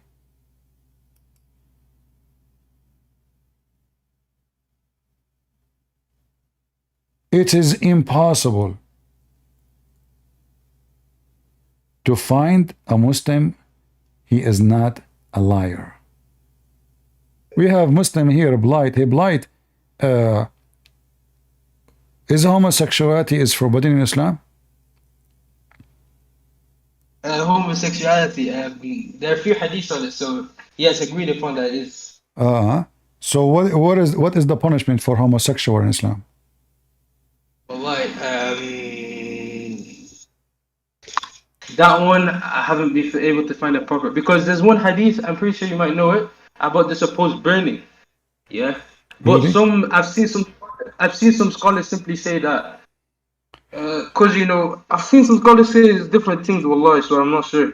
So like those people who they are defending Palestine, if we send them to Gaza, you Muslim, you will burn them? Nah, not necessarily, because Allah subhanahu wa ta'ala says in Surah Luqman, you treat even the non-Muslims, you treat them as kindly as you treat your brothers. You just said to me you burn them. You just said to me a second ago you burn them. No, I said it's not an agree. Okay, this one thing I can agree on, yeah. Zina, the punishment for zina is that you burn them, yeah. But the punishment for fornication, you burn them? No, not burning, stoning, no. What's wrong with you? You don't know the difference between burning and stoning? Is it burning or stoning? I said the here is fairly unacceptable in 2024, but what?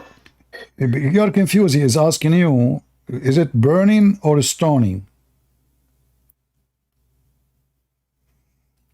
Now, what I was trying to get with anyway is that Allah subhanahu wa ta'ala says you should live calmly with even the non-believers. So if they came to Gaza, going out of your way to burn them, I don't think that is in line with Islam. Because shirk is a worse sin than... Your God in the Quran, he said, treat the homosexual kindly. See, in Islam, we agree that shirk is worse than... Shirk is the worst sin you can do in Islam. Exactly. That's agreed upon. So who is worse? Yes, so... who is worse in Islam? Two men having sex together and believe in Allah, or a man who never had sex even with the women and he don't believe in Allah? Who is the worst according to you? The man who never had sex, correct? Of course, yeah. So, and in Islam, Islam says you treat the guy who doesn't who what- doesn't believe in Allah right. So there is So no you treat. there is no punishment in Islam in the Quran for somebody is a homosexual. Is that true? See, I know of verses that people have used to reference. So I It's a few months ago. It says beaten with sandals. Come on now. Yeah, but I heard that I don't know if this is true. I heard because I don't know much about Islam. I'm learning. I heard that if someone he is a gay, you beat him with the sandal. Okay. Is that true? I've heard that as well, brother. In Islam, we can agree upon that somebody who leaves Islam, apostate is. Why you never answer killed? any question? I ask you about hummus, you answer me about falafel. Did I ask you about somebody leaving Islam? What's wrong with you? Each time you do that to me, I'm asking you. Is it? I heard. Focus with me, Abdul. Focus.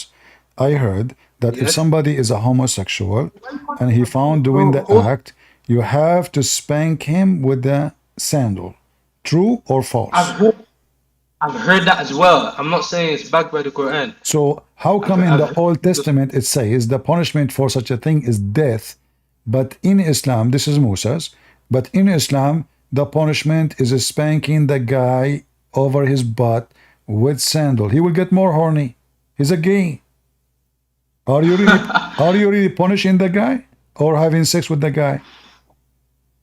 Well, I don't know the proper. Here, I'll check up even now. Okay, hold on. Can you, in Islam, in Christianity, we hear some, false Christians, they say, you can be a Christian going to church and you are homosexual, which is not true. But in Islam, is it true that you can be an imam and you are a homosexual? Allah, I have no right to do it. My understanding of Islam. You have what? I have no right to judge, is what I'm saying. But my understanding of Islam is that somebody, it'd be like having a killer as a president. It's not a good example. Is it understanding or misunderstanding? Because there's a lot you seem to know. What? You heard me. You ask questions, you don't answer them. So is it that you don't know, or you misunderstand, or what is it? Why are you unable to answer the questions? No, I'm trying to be as unbiased as possible. He said it's can a homosexual be an imam, and the fact is I've got no right to judge, and my understanding is that is be like putting a killer as a president. Okay, I will make it simple for you. Was your prophet homosexual? No, of course. So why he used to put eyeliner 3 times a day? Eyeliner? Yes. Oh, hole. Yes. That does not translate directly to eyeliner. It's the same way men of then. What? It's not hole and eyeliner will be like both men and women used to wear hole. So it's not something like there's a verse that says men who imitate women. So he's not imitating by wearing hole. Oh, he's the same way like the same way. So you get me? So I heard that people they use eyeliner for medicine. Your prophet was sick, or he used it to be pretty? I'm pretty sure he just used it for. Actually, I'm not. Wait, where did you get? Come on now. I don't know is an acceptable answer. You're speculating. He never has an answer for anything. Okay, forget about this. Is it true that your prophet? No. Is it true that your prophet? Is it true your prophet he never received Quran except in the clothing of Aisha, which means he wear women clothes, and then Allah sent him Quran? I mean, we already know Surah Al-Iqra. He did not wear Aisha's clothes. We know Surah Al-Tawbah. So what he was wearing? What he was wearing? It was in. I'm not sure if it says his clothes, but it said he ran home, and then Khadija covered him, and he was like, "Cover me, cover me." So you agree? So you agree that your prophet he wear women clothing and he received Quran? No, look. I know the hadith you're referencing, but the hadith, it does not say he wore Aisha's clothes to, because see, the thing about Islam is that intention matters a lot. Okay, what is the word? You know, What is the word thawb? What is the word thawb mean? Yes, the word.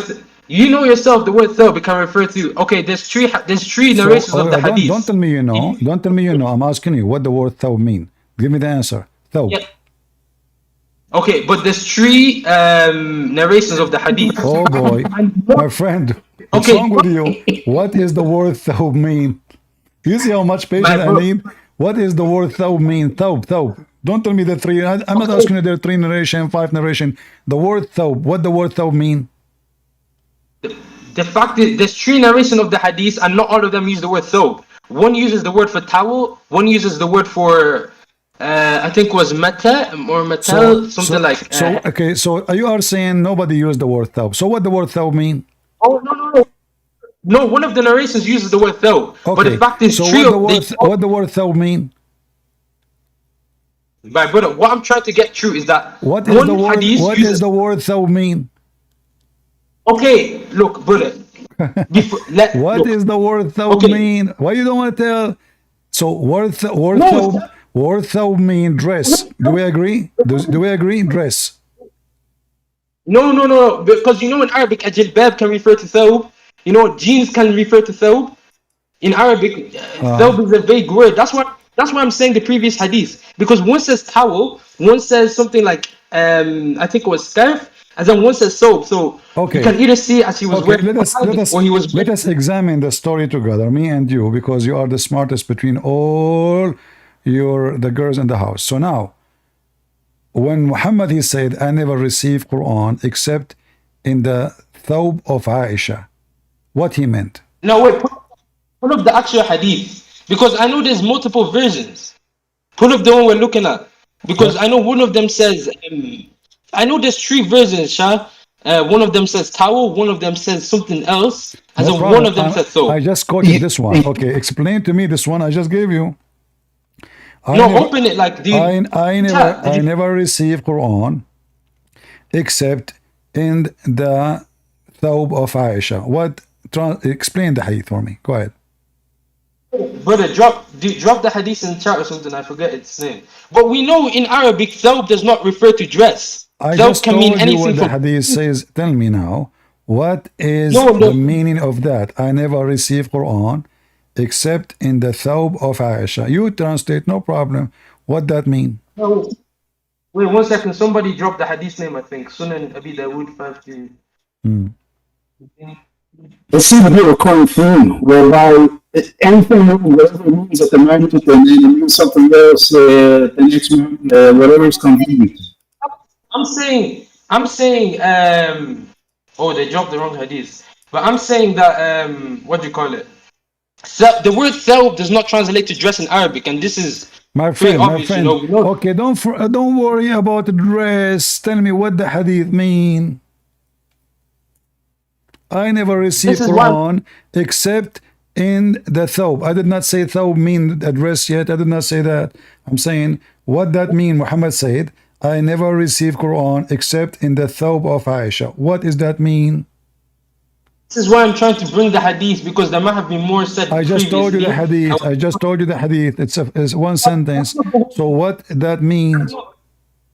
I know that, no, the hadith is very long. The hadith is long a bit. I know there's more to it. Oh, the hadith is long, really? Yeah, I know it's at least like 5 lines in Arabic. When I was looking at Arabic, it's not simply 1 line. Okay. And Pete, how many times have you read the various Islamic texts? I'm pretty sure it's Sahih though. I'm pretty sure it is Sahih. So? Tens, hundreds. The chain was probably the longer part.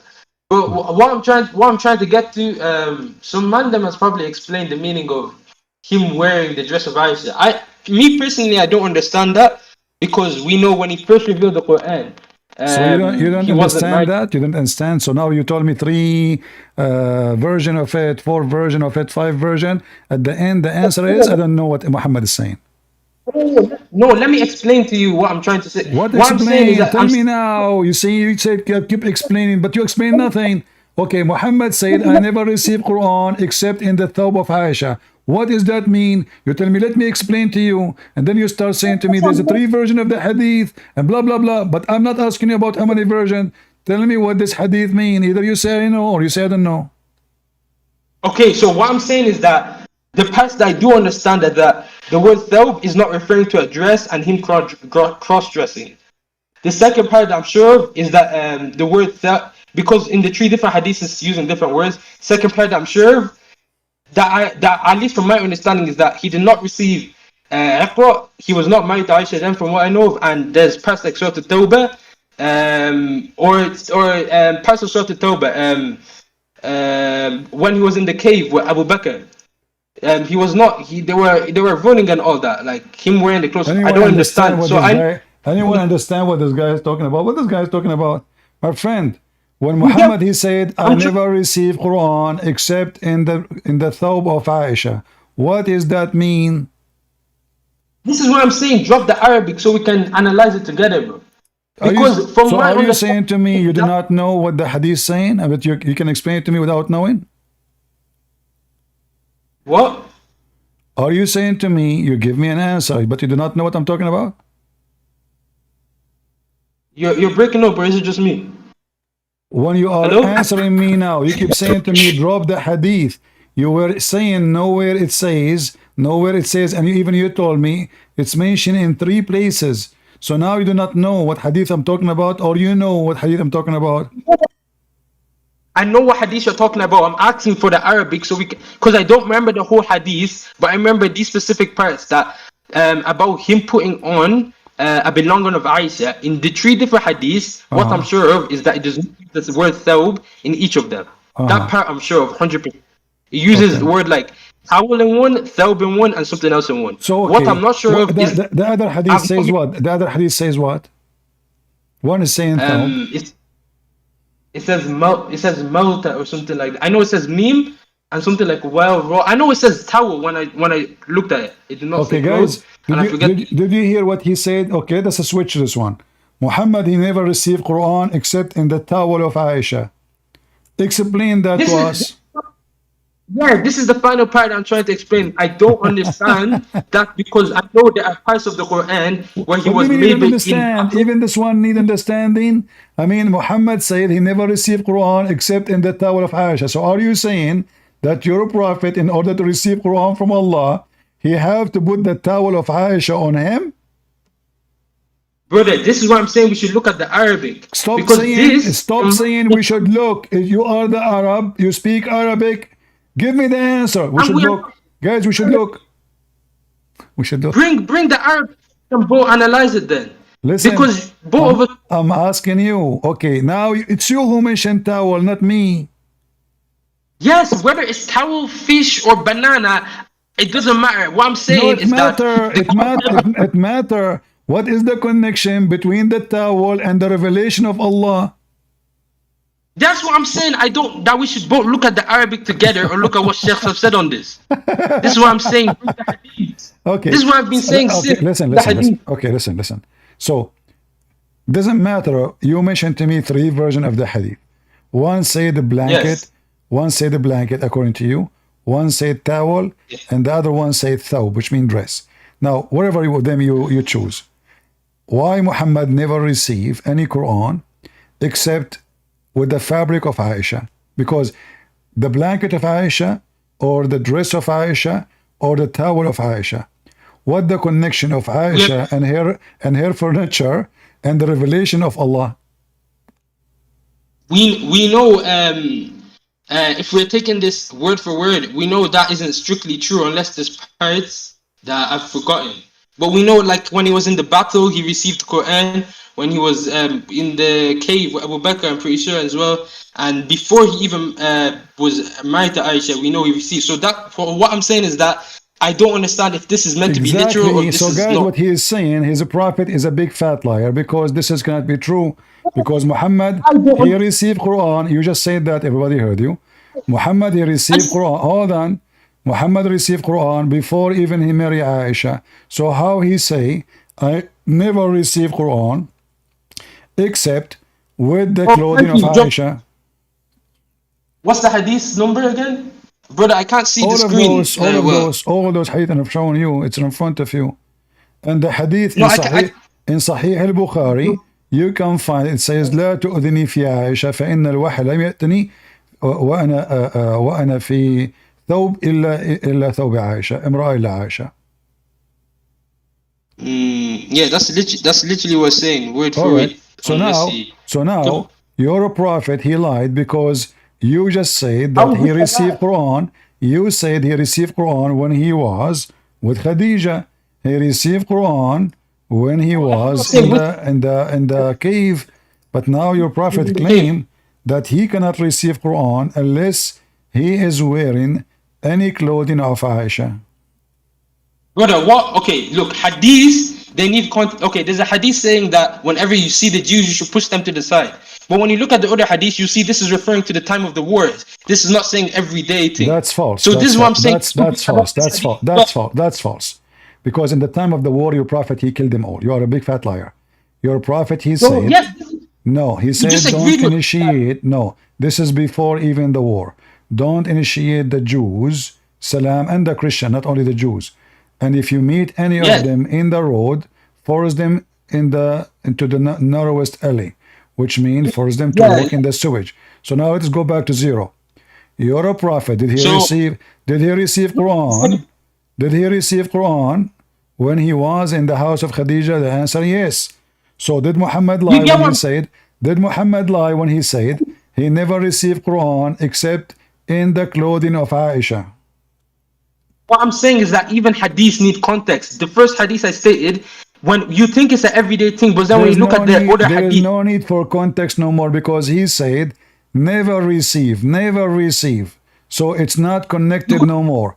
And here we go. This is the hadith in front of you. It says في ثوب امرأة لا تؤذني في عائشة فإن الوحي لم يأتني وأنا في ثوب امرأة إلا عائشة. Don't hurt me in Aisha because I never received Quran in any women clothing except the cloth of Aisha. You can, if you want to be literal, it does not mean always. You can say, but what I know, I don't. I never. He said I never, never. Okay. Never. I don't understand this. Never. You can understand it however you want, but who care about what you are talking about? Abdul, let's just get out of here. You say I try to be nice to you as much as I can, and you say to me you can understand as you want. Your prophet says I did not receive any revelation except in the clothes of Aisha. You say to me you can understand whatever you want. I did not receive any. Guys, isn't it clear? I did not receive any revelation except in the clothes of Aisha. Your prophet was a homosexual, like Joe Biden. And there's a connection between his wife panty and the revelation of Allah. And if you want to say to me blanket is even more stupid. So now Muhammad, Allah will not talk to him unless he put a blanket of Aisha on him. Why? The holy blanket of Aisha?